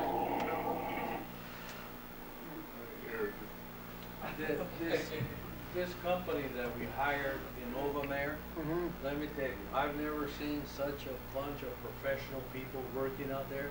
The guy in charge there, young kid, his name is Luis. Boy, he is so knowledgeable. I don't know if he's a college graduate. Knowledgeable. We had some concerns and he took care of them right away. I'll take care of it and he took care of it. This company is very good and they're very customer friendly. Very customer friendly. And we were so grateful that they paved on a Saturday because our I know. clientele comes into it, and I'm just real happy with this company and the projects they're doing. Mr. Hanesian was doing the inspection on that, and he drove by there on Saturday, and he called me and he says, Mayor, I am so proud of these guys, they're paving on Saturday. Yeah, no, it's wonderful. I'm glad to have, Mr. Hanesian does the rounds. Oh, yes, I know. He comes and checks when we open and when we close. I know, he tells me. He tells me how many meals you guys give out. I do support this one. Okay, all right? Are we voting on something? on Yes, this meeting? yes. All in favor signify by saying aye. Aye. Aye, opposed? Guys have it. H, consideration possible action of order 2020-05-024. Mr. Massey. Oh, okay, do I have a second? Second. Second, discussion. Yes, sir, this is the IGA. It's in a new form, but it's the same concept that we've been doing with the county elections Mhm. division for ever since I've been here, and I'm sure several years before that. So the terms are that they run our elections and then they will bill us in arrears based on prorated cost of preparing the ballot and publicity pamphlet, as well as hourly cost of their people that are detailed to run our elections. And I think we got an estimate, right, Madam Clerk? Yes. About a little bit more than $8,000, I Yes. think they said. Okay. So I estimated high. I said, 20? yeah, I said no more than 20, but I think they're coming in at under 9, that their estimate is. Under 9%. But I don't know that they've seen all of our charter amendment language, so it may go more than 9. Okay. So, but certainly comfortably under the estimate of 20. And we'll have to put that in next year's budget for when the bill comes due, we'll have to be able to pay it. Any more discussion on this? Mr. Bassett, do you suggest we amend with the change of the amount? No, that was in the staff Or is it summary. just protection? Yeah, it's not written into the agreement. The agreement just says how they will bill us, and the estimate is based on their best guess. And so, yes, it's not written into the contract. The contract just says that they will bill us pro rata and for the hours worked. And that's how they've always They've billed us, and always we've done that. always paid it that way. So I think it's a good relationship. Thank you. More discussion? Hearing none, all in favor signify by saying aye. Aye. Aye. Opposed? Guys have it. Vice Mayor, could you take this next one? I'm gonna excuse myself for a minute. Okay. It'll be aye. Item I, Aye. Yes. consideration and possible action of order 2020-05-025. Second. Discussion? Go ahead, Councilman Morón. Thank you, Vice Mayor. This particular project, I've attended a lot of their meetings when they had their study sessions and their public hearings and everything. This is a wonderful project. This is another excellent project for our community, especially to get these bike trails going. And it says a lot for our community that we're bike friendly and getting people out riding and exercising. I really support this. But Mr. Kissinger, here again, the city is required to provide a matching fund of 5.7. Is that about, the cost is about 1.3, 1.2 125 from the federal funds, and we're gonna take out the $75,000 completely out of the overweight. That's the way I anticipate it. Okay, so, but this is a good project, excellent project. I just want to make sure that the community understands that our source of funding for this is the overweight fees, but we want to go forward with this project because I think this is going to be a big plus for our community, especially with the Nogales bike tour that they have and then having this in place, because this has taken them about 2 years to get to this point with all of their hearings and all of their presentations that they made. So I'm very supportive. Mr. Kissinger, does this implicate the railroad company at all? It's starting from Bedford, right? All the way to Meadow Hills? It's all on ADOT right away. Right. If I'm wrong, Juan, let me know. Juan, it's all on ADOT right away, right? Hello? Yeah. Can you hear me? Yes. Okay. Mr. Kissinger, there is only one section where I believe is encroaching into Union Pacific right away, and it's right at the corner of Buffer Drive and Grand Avenue, where was the gas station there. I had a meeting with Union Pacific last week, and I told them about this project. This is the second time that I meet with them. And then they are positive about this, the opportunity to also provide some kind of pedestrian crossing in the tracks. So I started working with them. As soon as we have the green flag to proceed with the design, whoever the consultant engineering firm is selected by ADA, we'll start working with Union Pacific in that. Thank you, Juan. In getting that, like maybe an easement or something. Okay, thank you. Thank you, Juan. Any more discussion? Call for the No more question. questions. All those in favor, signify by saying aye. Aye. Opposed? The ayes have it. Item J, consideration and possible action of order 2020-05-026. So moved, Garcia. Have a second? Second. Mr. Massey? Yes, sir. Vice Mayor and members of council, pursuant to direction from the special meeting on April 23rd, where we discussed my memorandum, and the direction was given to bring the first two items that amend section 1.02 of the personnel manual, as well as a general process for the city manager to follow when he is selecting a department head hire. And again, the intent of the process as outlined, as proposed in this order, is to make the process more transparent. The ultimate decision remains with the city manager, but it does sort of set up a process for him to follow.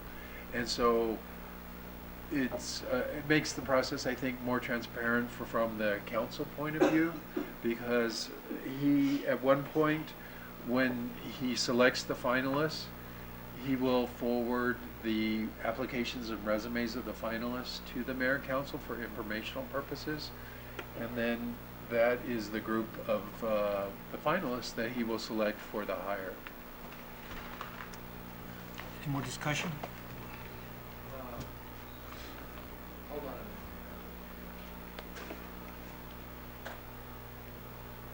Okay. Yes, ma'am. Just to be clear on this, this is a process that we're just getting involved, that we want to have fairness for everybody and consistency, correct, Mr. Massey?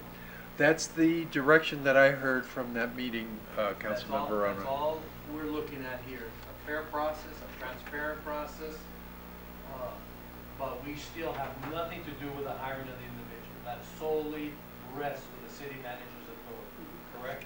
That is how the charter reads currently, and and the charter though also reads that he has to comply with the rules adopted by council in the personnel manual.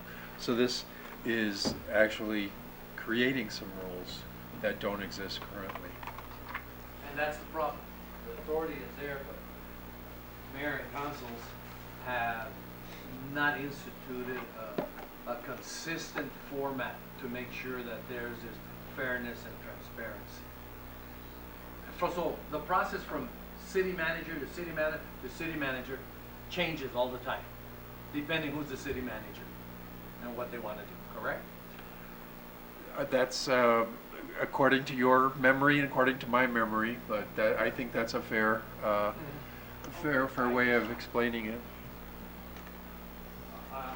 Vice Mayor, I am in favor of these changes because there's nothing here that has anything to do to usurp the authority of the city manager as delegated by our city charter.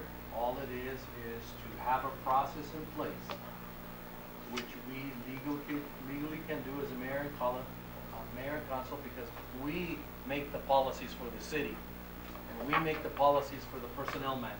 Correct, Mr. Massey? The personnel manual is written policy, definitely. Okay.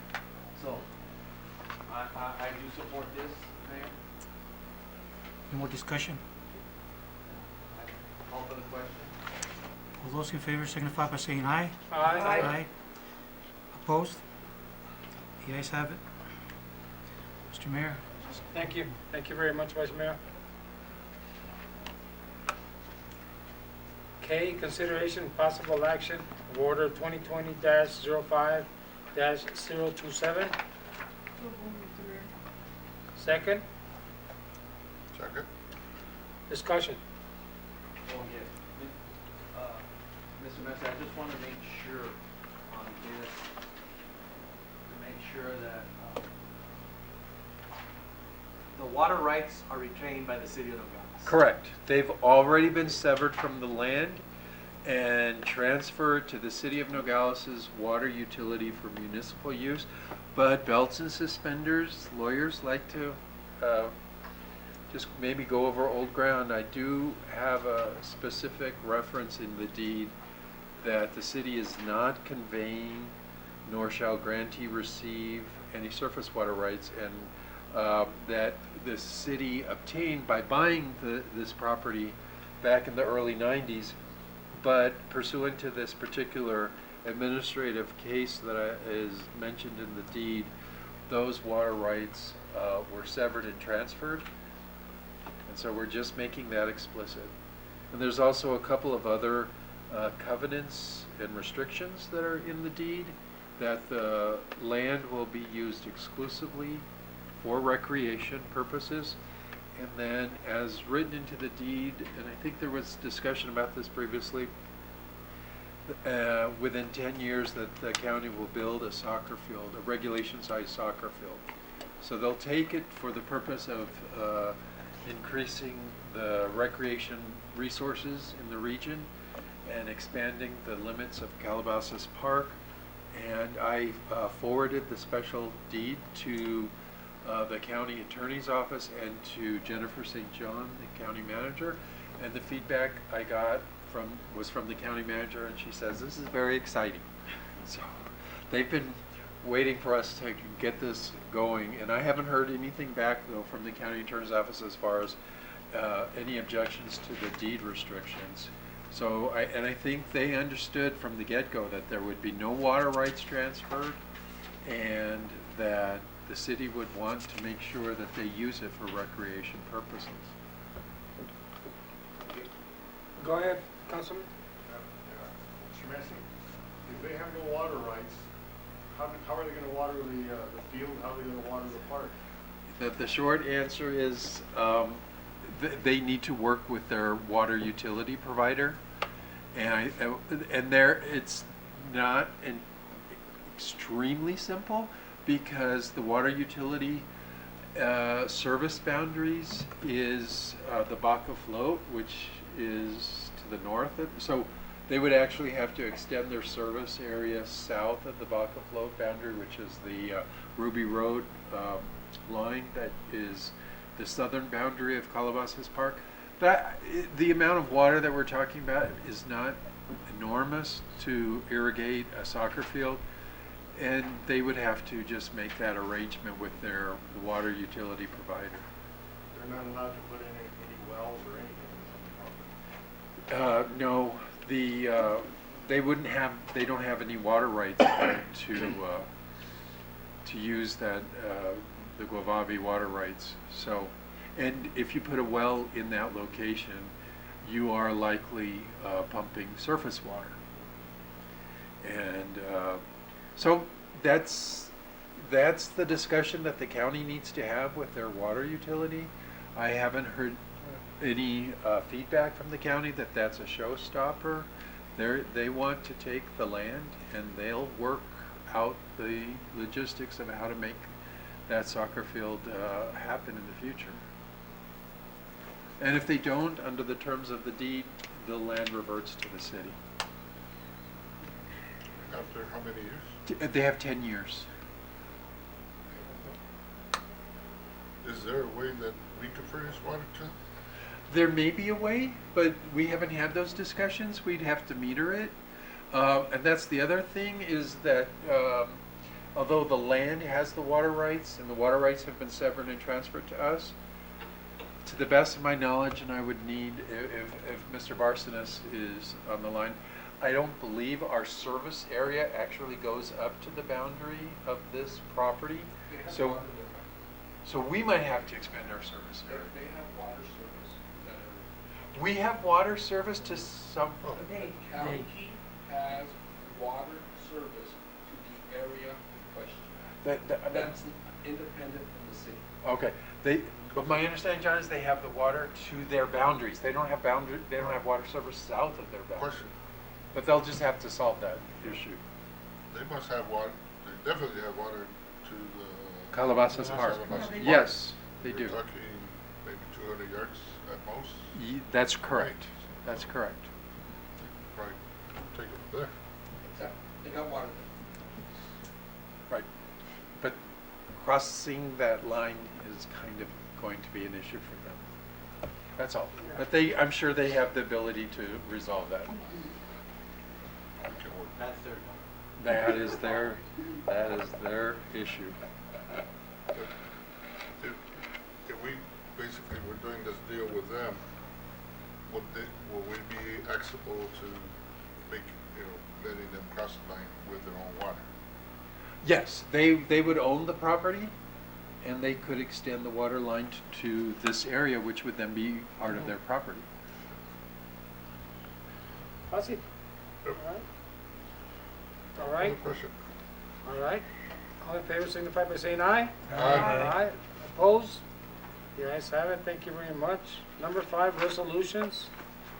A, consideration and possible action of resolution R 2020-03-002. Mr. Mayor? Go ahead, Councilman Varona. I'd like to read some 3 letters that I guess we all received into the record, if I may, please. Yes, go ahead. Thank you. I received this email on this resolution, which is the sanctuary city for the unborn. And I received this particular letter, excuse me if I don't pronounce the last name correctly, Kathleen Pesarbi. I received it from her, and I'd like to read it into the record. If they take the time to send me something, I always like to make sure that they're, because of the situation now, that at least they have an avenue for their voice to be heard. The above resolution should not be passed because it is flawed on many levels.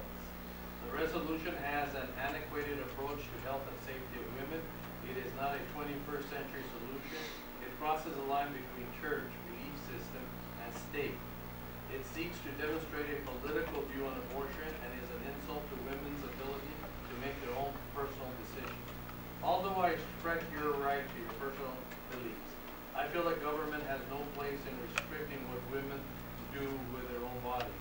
I would ask that you rethink why you know better what is best for women. For whom are you supposed to protect? If adoptions are your suggested alternative to abortion, have you yourself adopted children to save them? How interesting that you would write in a resolution to educate and support parents in choosing life-affirming options. Show me the adequate funding for all women that this proposal suggests. And where is the clause that indicates educating and supporting single women, not just couples? Your quote above the resolution from the Declaration of Independence that all men are created equally, that they are endowed by their Creator with certain inalienable rights, that among these are life, liberty, and the pursuit of happiness, most certainly apply to women in this country as well. Thank you for your service to the city of Nogales and the effect that decision-making has on the larger community of Santa Cruz County. That's one. And I received another one, Mayor, Go ahead. from Larkin Rusty. And he says here, if human life begins at conception, what about all those conceptions that leave the woman through urination because they do not attach to the uterus? Please seek scientific consultation from biological and medical professionals regarding this and other beginning of life issues.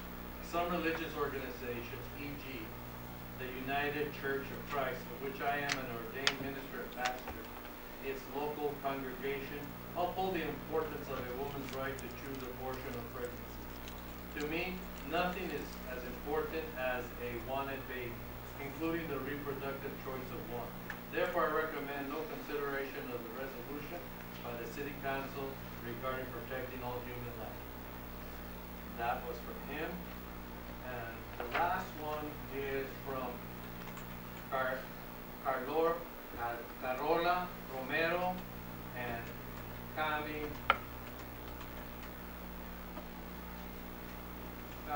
Valencia.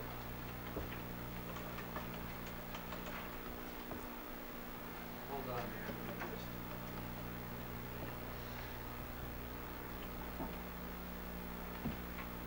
She had a quote in here and just can't get it out. But anyway, both of them are supportive of the resolution. And they had a very interesting quote here that they would like to appear to discuss it in person. And if it comes up again, please let me know. We will bring as many pro-life women and men to the discussion. Mayor, I'm very much in support of this resolution. Unfortunately, Mayor, because of the virus that we have and how we conduct our business now, I find it very difficult that I'm in here and the people who are against the resolution are outside in the parking lot over there. So I want to make sure everybody's heard. And when I was out there, I went out there to go get something out of my car, and I saw a lot of the people there, especially Chris Cortland, who was very polite, very professional, very welcoming with me, and I enjoyed the conversation that I had with her outside. When I was walking back in, there were some stickers on the window there, and the gentleman, the editor from the International, Jonathan Clark, made a remark to me that one of them says here, mind your own uterus, which I thought showed that he's not a fair and balanced individual, that he has a position on this. And my reply to him was, well, you're not going to discriminate against me because of my gender. I have just as much as a First Amendment right as anybody else, and when I walk into City Hall, I do not shed my constitutional rights just because I'm walking into City Hall and I'm here. I have a voice like everybody else has a voice. But I think that they should be given the opportunity to be in this room. So because of that, Mayor, I would just suggest, make a motion that we table this resolution until the appropriate time and that we'll go back to normal. Or as they would say, at normal.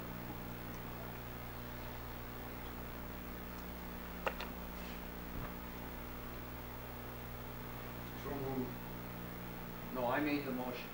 Second the motion. Okay. Is that it? Second? That was a second? All right. All in favor signify by saying aye. Aye. Aye. Opposed? All right.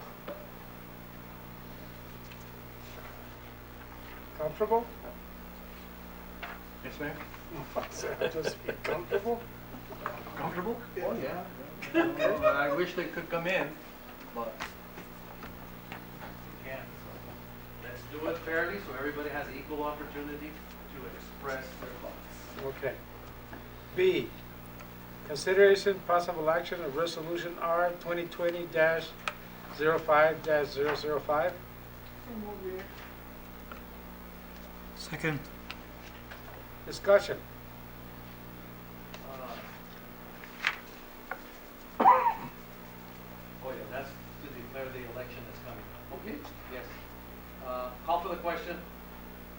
All in favor signify by saying aye. Aye. Opposed? The ayes have it. All right. Mayor and council's report on current events. Financial. I guess nobody has any current events right now. Financial.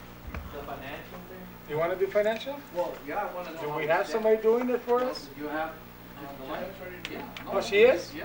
Okay. Actually, if you don't mind me, I'd rather bring her in, because she has some hand up and stuff, but I'll totally respect whatever you want. Yeah, go ahead. Go ahead. Yeah, she can come. She can come in. Yeah. Janelle, if you're listening, can you come on in, please, Yeah. for the financial report? She's on her way. Thank you, Carmen. Están oyendo todos. It's Muy atentos. never in my life a public service that what I thought that we would conduct a meeting This with way. the public outside. Yeah. Like that. Thank you, Janelle. Come on in, Jay.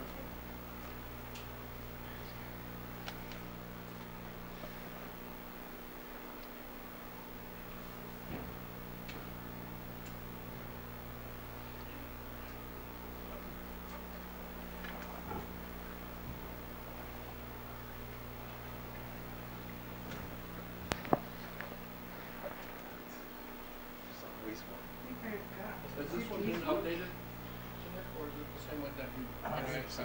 I just added an additional page.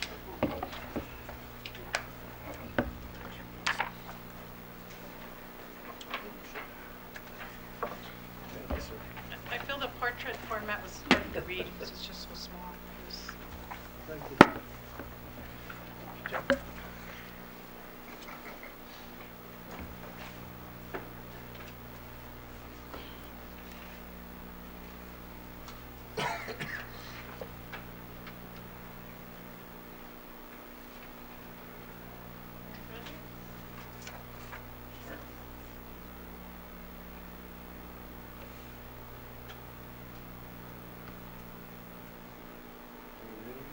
Yeah, I'm sorry. You Go were so ahead. intrigued with the Go report. ahead, Jim. So, good evening, Mayor and Council. I'm here to present the financial report through March of 2020. March represents 75% of our budget.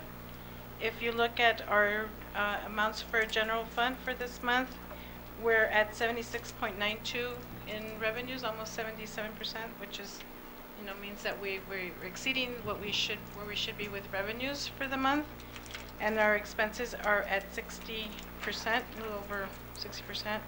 I went ahead and added percentages on the side for each category so you can see where we are within each one. So if you see payroll, we're almost at where we should be. And then all the other ones are way below the 75%. So at the end, our revenues are at our expenditures are at 60% and our revenues are at 77. So that just means that we're not spending as much as we're collecting. The next page is the new one that I've added. And this is a graph showing the sales tax collected by filing month. Not so much when we record on our books, but when the businesses submit their reports every month to Department of Revenue. And just as a note, this won't tie into the first page because, again, this is starting with July, which was reported in August and so forth. So you can see that we've been doing very well this year. In March, there was a small dip from previous year, but at the end it was 18,000 less than last year. And I'll continue to update the spreadsheet and give you as we go along. So March did come in fairly at a good amount, but I don't know about April. April probably be a little bit, or quite a bit less. The next page is our statement from the bank for our investments. So we're at 25.5 million. I did look at May's that was available on Monday, and we're still doing good. It increased just a little bit, so our interest did drop by about 50%, a little over 50%. So we only collected like 12,000 for April in interest versus March where we were at 30,000. But I think that's expected. I think nothing is paying interest right now. Only what I understand.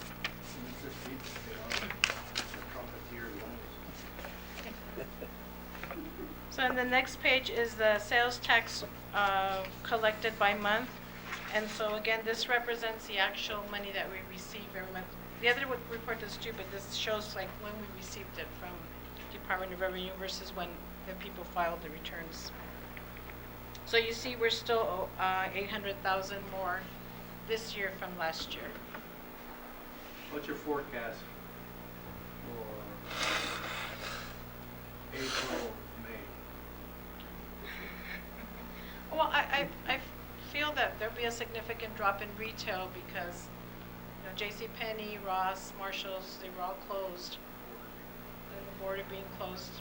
Downtown, all the shops were closed. So we'll see a significant impact in our retail, bed tax.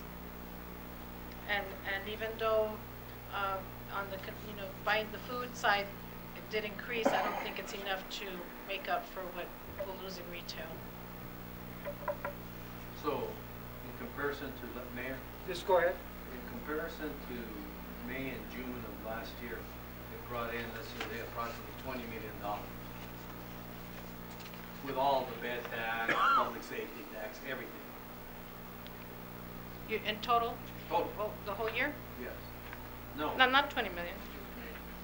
May and June. May and June was 2.2. I'm sorry, I was looking at the bottom one, the yearly total. So for last year in April, we collected 1.1 million.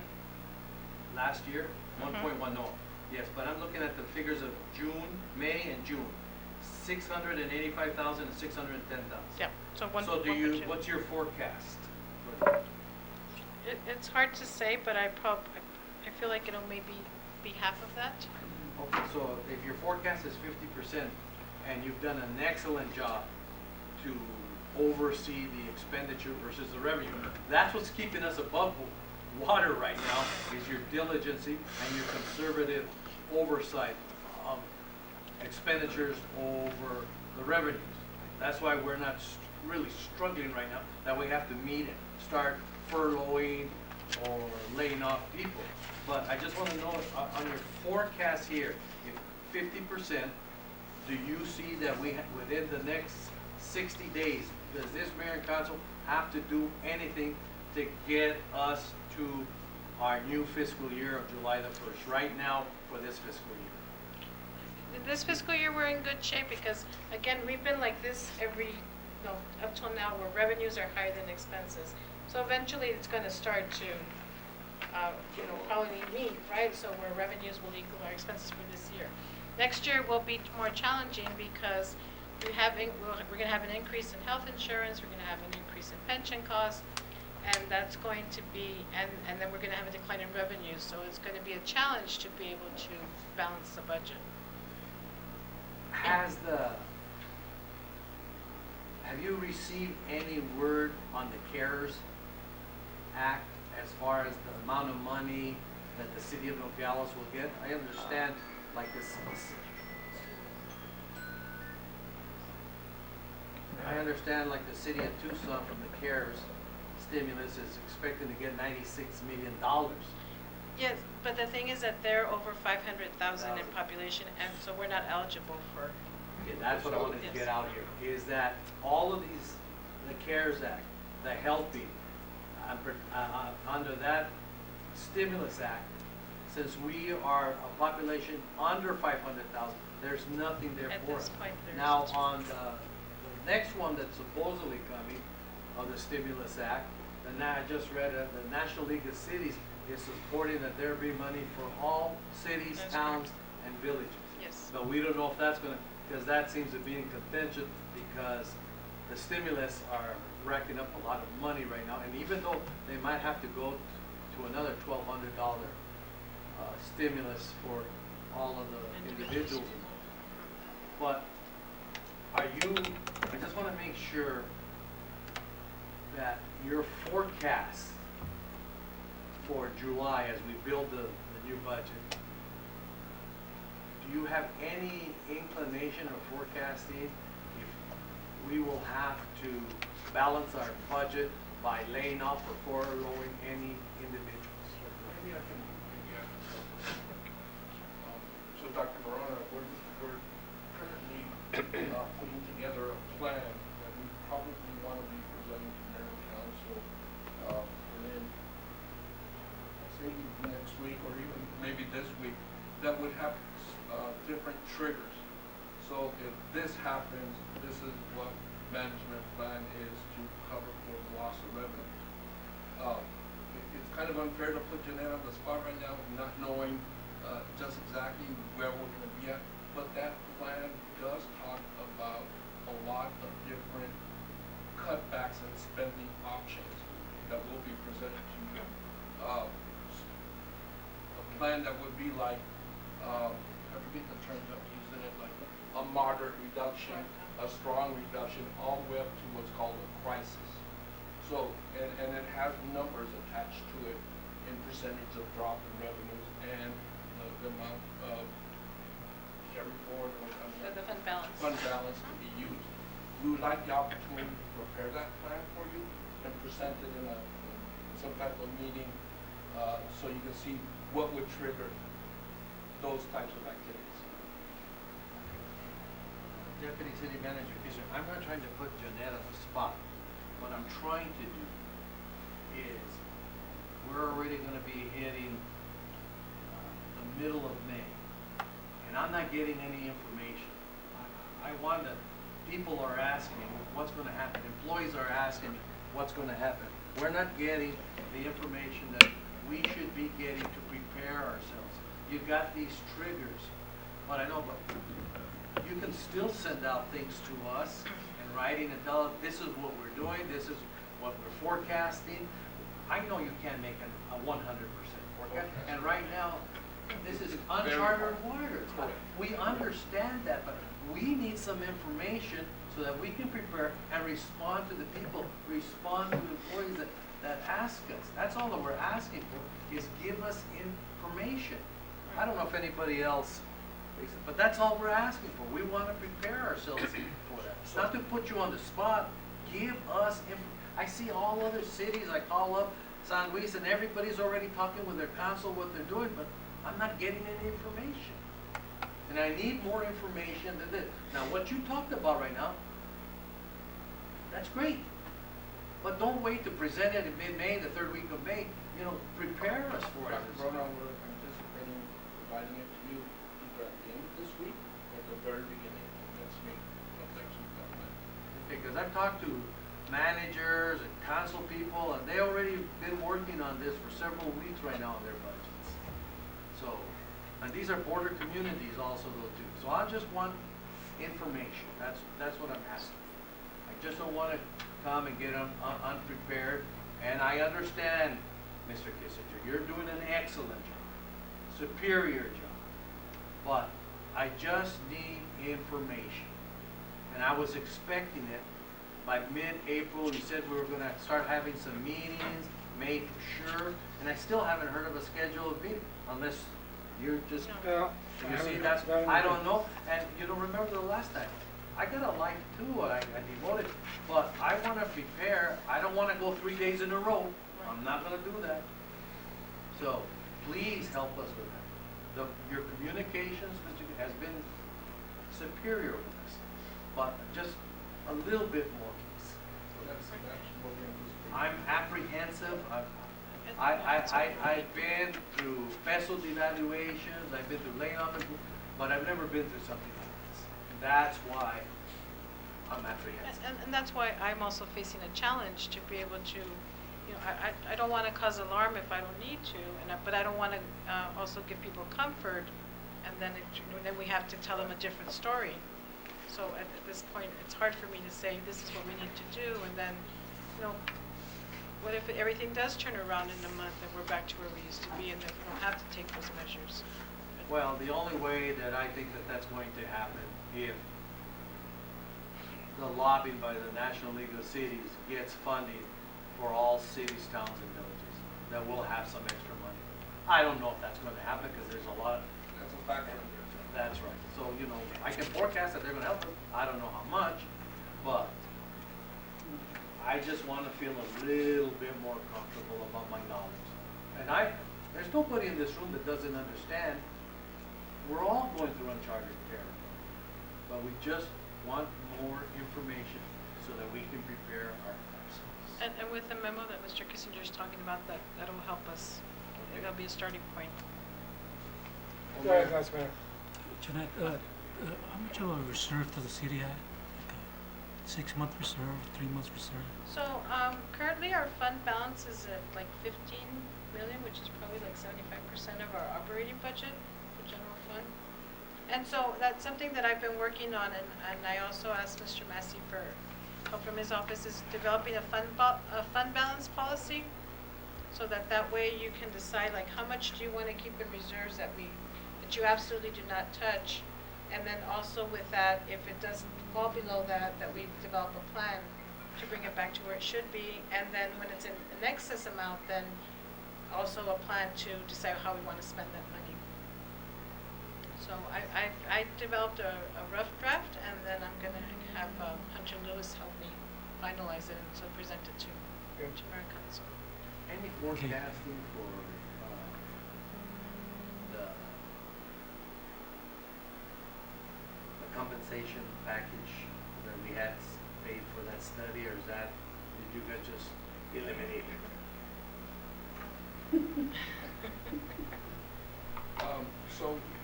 As Dr. Buena told us about, we have nothing to go back and say when coronavirus hits and they close the border, what effect it has on our revenues. We just don't have that type of data to base ourselves off of. So yes, we're in uncharted waters. Everything's up in the air. Even the grants we applied for is up in the air. Where we're going to go with it. We would sure like to put forward that information to you to develop that type of policy, that if this happens, this is the course of action that the city's going to take. If we use our reserves, how much should we use before we take some actions? And I think those will be spelled out in the document that we want to provide for you for your consideration. That said, you know, if we only need to use, for lack of a better term, a small portion of our reserves to get us past a month, then we think that would be a good, sound decision to make. But if we rise to another level that we need to use even more of our reserves, then we need to take some extra steps to reduce our spending. So one has to help balance out the other. It's not, it's gonna be tough. You know, we can anticipate it being tough. We're optimistic, just like everybody in this room is optimistic that everything will turn around and we'll be back to business with revenues flowing. But we all know that the vast majority of our revenues that come in the city of Nogales is sales tax, and it's not that hard just to look around and we can all see what's going on, except for some of the grocery stores and the big box stores and a lot of the restaurants. Most of the sales tax has dried up. However, that can all start changing a little bit on Friday. As we understand the governor lifting some of the restrictions on retail, how that will affect the city of Nogales and its revenues, we're hoping it will affect it much more positive, but we're also anticipating if it doesn't, these are some of the triggers and some of the plans that we can put into place to ensure that we're being as responsible as we can. And that all depends what's more important for your family, food or pair of Levi's? Now in these days, Right. because that's what's gonna happen. Mhm.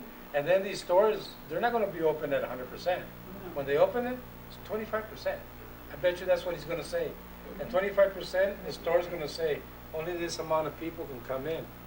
And as it is, I've turned around 2 or 3 times going to Home Depot because there's a big line in front and I'm not gonna wait, I go home. I wait till the next day and try to see if there's some a nice time to squeeze in there. And I still have to go because of my job, but that's taking a toll. And it's I hard mean, to predict that, Mayor, because I know. if we open a store at 25%, it's not 25, not necessarily 25% of sales. It's 25% Of of people. the normal customers that can Yeah. go in. Okay, so how does that relate to sales? We've never dealt with that. Yeah. You know, do 25% of the people buy 100% because they can only go 25%? It's not gonna work Do they that way. extend the hours? How does that really work out? Nobody really knows because we've never done that, you know? But And do you think, here we go. and do you think these stores like JCPenney are gonna employ everybody they had that laid off? I don't think so. If they go to 25%, they're gonna have half a staff. So you're gonna have people unemployed. I bet you that's gonna happen. And the restaurants are gonna be fully, it's gonna be a while.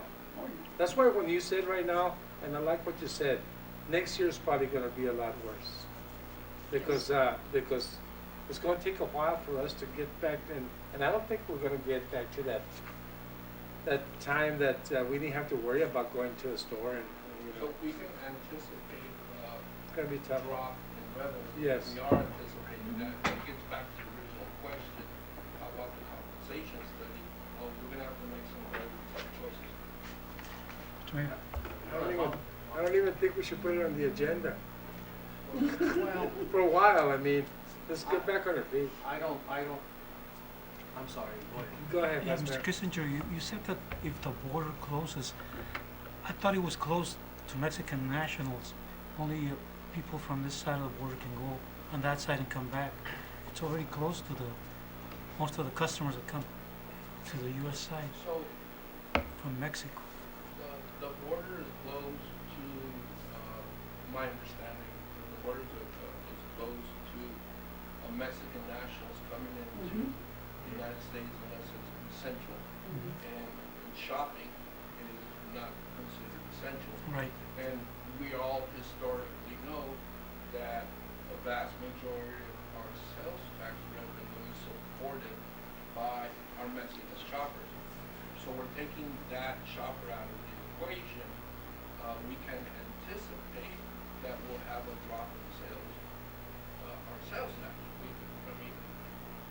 We can anticipate that. Now, just exactly what that's gonna look like, we're unsure, and then exactly how long will the border be closed for that type of activity, we're not sure. So we have a lot of things, like that, right? Governor Ducey could open up retail next week and just say, you know what, retail's open, 100%.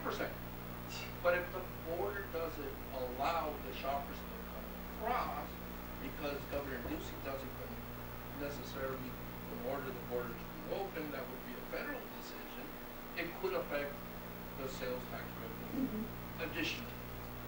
So there's a lot of little factors that go into our government. Mr. Mayor, Go ahead. Also, I think we have to consider the people in Nogales that are no longer shopping in Tucson. They're staying here to do the shopping. Everybody who used to go up to Tucson to spend the money, buy for their whole family, they're all staying in Nogales now. Nobody's really saying, I'm going shopping in Tucson. At least, I know.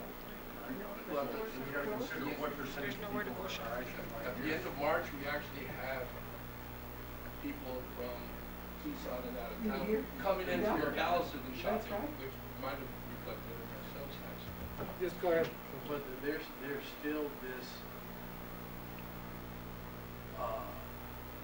the data that we can't ignore on how many people are infected and the death rate and how people feel comfortable to going back into this kind of a routine. Because, you know, there's individuals, Wonderland, that I used to go out for lunch with them practically every day, but now they're not gonna go out. They're gonna still wait to see what it is, if it's safe to go out and get back into your normal activity. I mean, people are still worried. I don't think that the state of Arizona has what the CDC, Dr. Fauci recommends, good medical doctor, that we have 14 days of decline. I haven't seen that. But, you know, that's out of my parameters. But there's still people that are worried about their health, though, too, and going into this. So that's another perception that we have to worry about. Now, don't just think about the Sonoras, think about the shoppers that we have here and their perception, though, too. You know that the city of Nogales, Sonora is more worried that you going over there than them coming over here? That's They got tents That's where they crazy. could get you out of the car and you have to go through sanitation system before you get. They take your They temperature. take your temperature and everything, so it's Take the, Mayor. As it relates to our finances, to get us prepared, moving forward because of the pandemic, staff like to be an opportunity to come up with a action plan that's based off of Yeah. triggers. If this happens, we anticipate doing this. And we'll have that to you by the end of the week or very early next week. well, as fast as everything's changing, I think those triggers will come around fast. Because you can see that, you could watching the news one day and then next day it's a whole different thing. So it could be for the best, I don't know, but, you know, let's just hope for the best. So then, and I'm not sure if you're updated or aware, the overweight money was extended through May. That they're not collecting overweight. No collecting overweight. And we've been collecting 100% up till now, because of, when I prepared the budget, I only did half because I thought they would start taking money for the SR 189, but they haven't yet. And, you know, right, normally May is a big month for us because of the grapes. And so there won't be any money. I don't know, just go ahead. Anything else? No, I mean, there's nothing really that stands out in any of the other funds.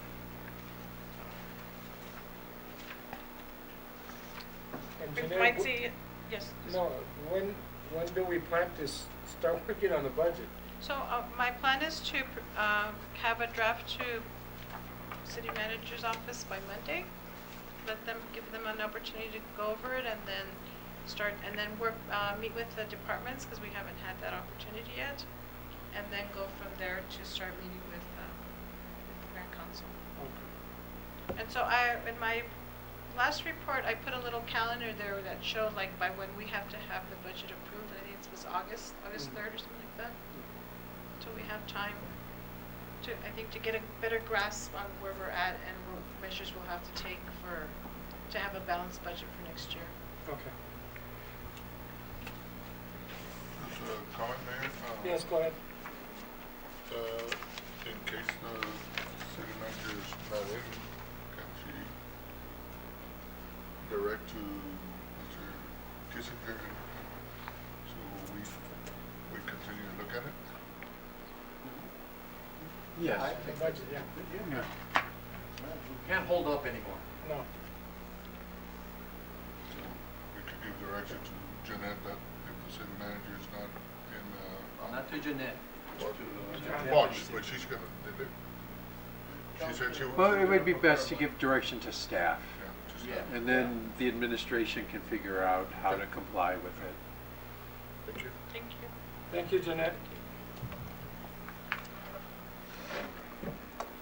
Okay, now Mayor and Council's report on current events. Talk to me, Council.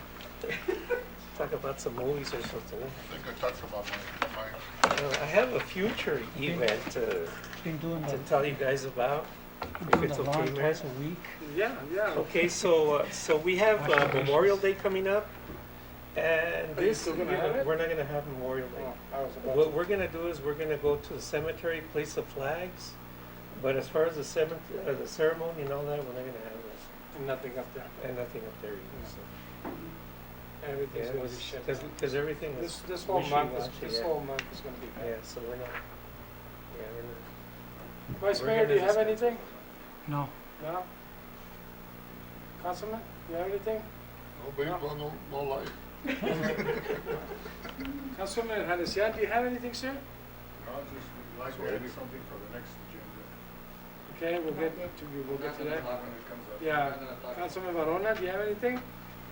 Please no more. Mayor. I have none. Thank you.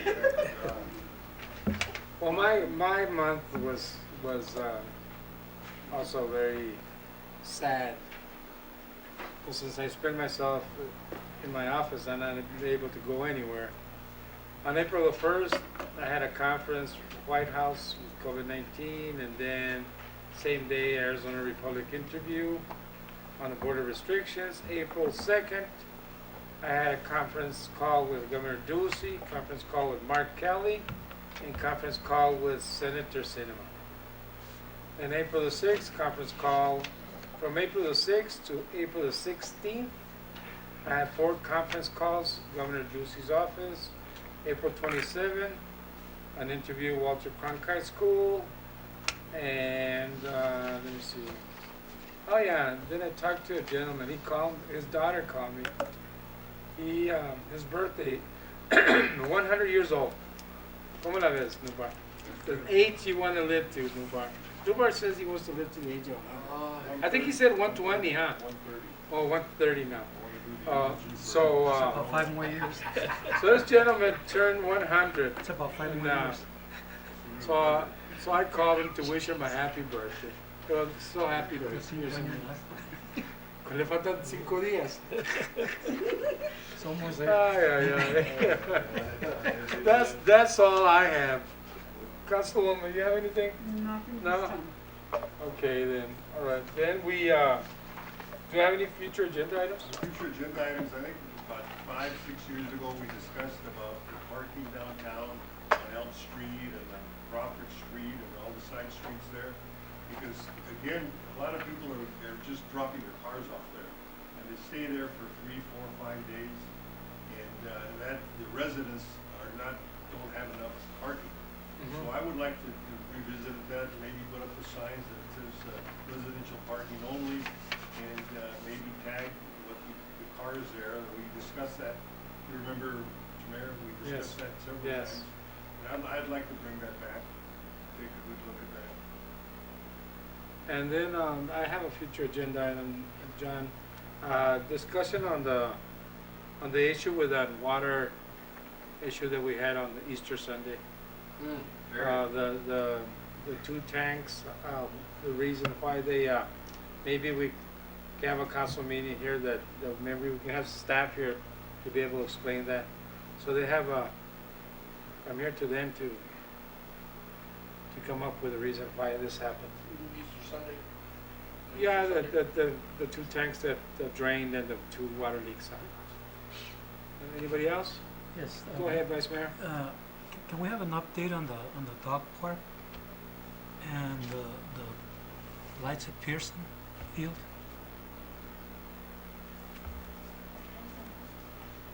Lights at Pearson. Anybody else? Councilman Diaz, you have anything? Well, probably a dead issue right now, the amphitheater. Oh, yes. An update on the amphitheater? If there's still money there or there isn't, or... Well, the amphitheater's gonna be done already at Techea Park if everything goes well. Yeah, we passed that one last time around. It was passed, ¿verdad, John? We passed it to that degree or no? when we got when we acquired the property? So, Mr. Mayor, I'll go ahead and put on, for each agenda item, an update on No, park. the Chaya Park. The Chaya Park. That contains the. Yeah, if I did. plan for that update. Okay. Yeah, that'd be. And then, Councilman Varona, do you have anything? Mayor, the only thing I have is that You're only allowed one item. one item. Just pick Well, pick you already got that item. Yes, I did. No, the other one there, I've had Yeah. for 3 months, I've had the audit report, and we haven't discussed the audit report here as a council. Okay. So I want to discuss the audit and have the auditors here to go over it with us. And then also, I'd like to have an update on what's going on. Yes, absolutely. And then just an update on the sidewalks that we told the people over there on Frank Wheat Road that we were going to do, and they were supposed to start according to your report in Yeah. March, Yeah. and they never started in June, and now we're in May. I can put it on the agenda. Yes. The next agenda, but just in council, we have, put a halt to all capital improvement projects until we see how those sales tax numbers come out. So, just to give you an update, that's why those projects are going forward. You know, but you know, the sidewalks, they can be done in-house and they can be done piecework, you know. Correct. It wouldn't be a big cost. So there's still a capital project, we brought all capital projects forward. So maybe we can revisit, some of those capital projects that we bring forward in next meeting with the agenda item. Mayor? Go ahead. Well, Mr. Ennis said I only had one. You go ahead, do another one. Okay. Yeah, go ahead. Motion to adjourn. One more question.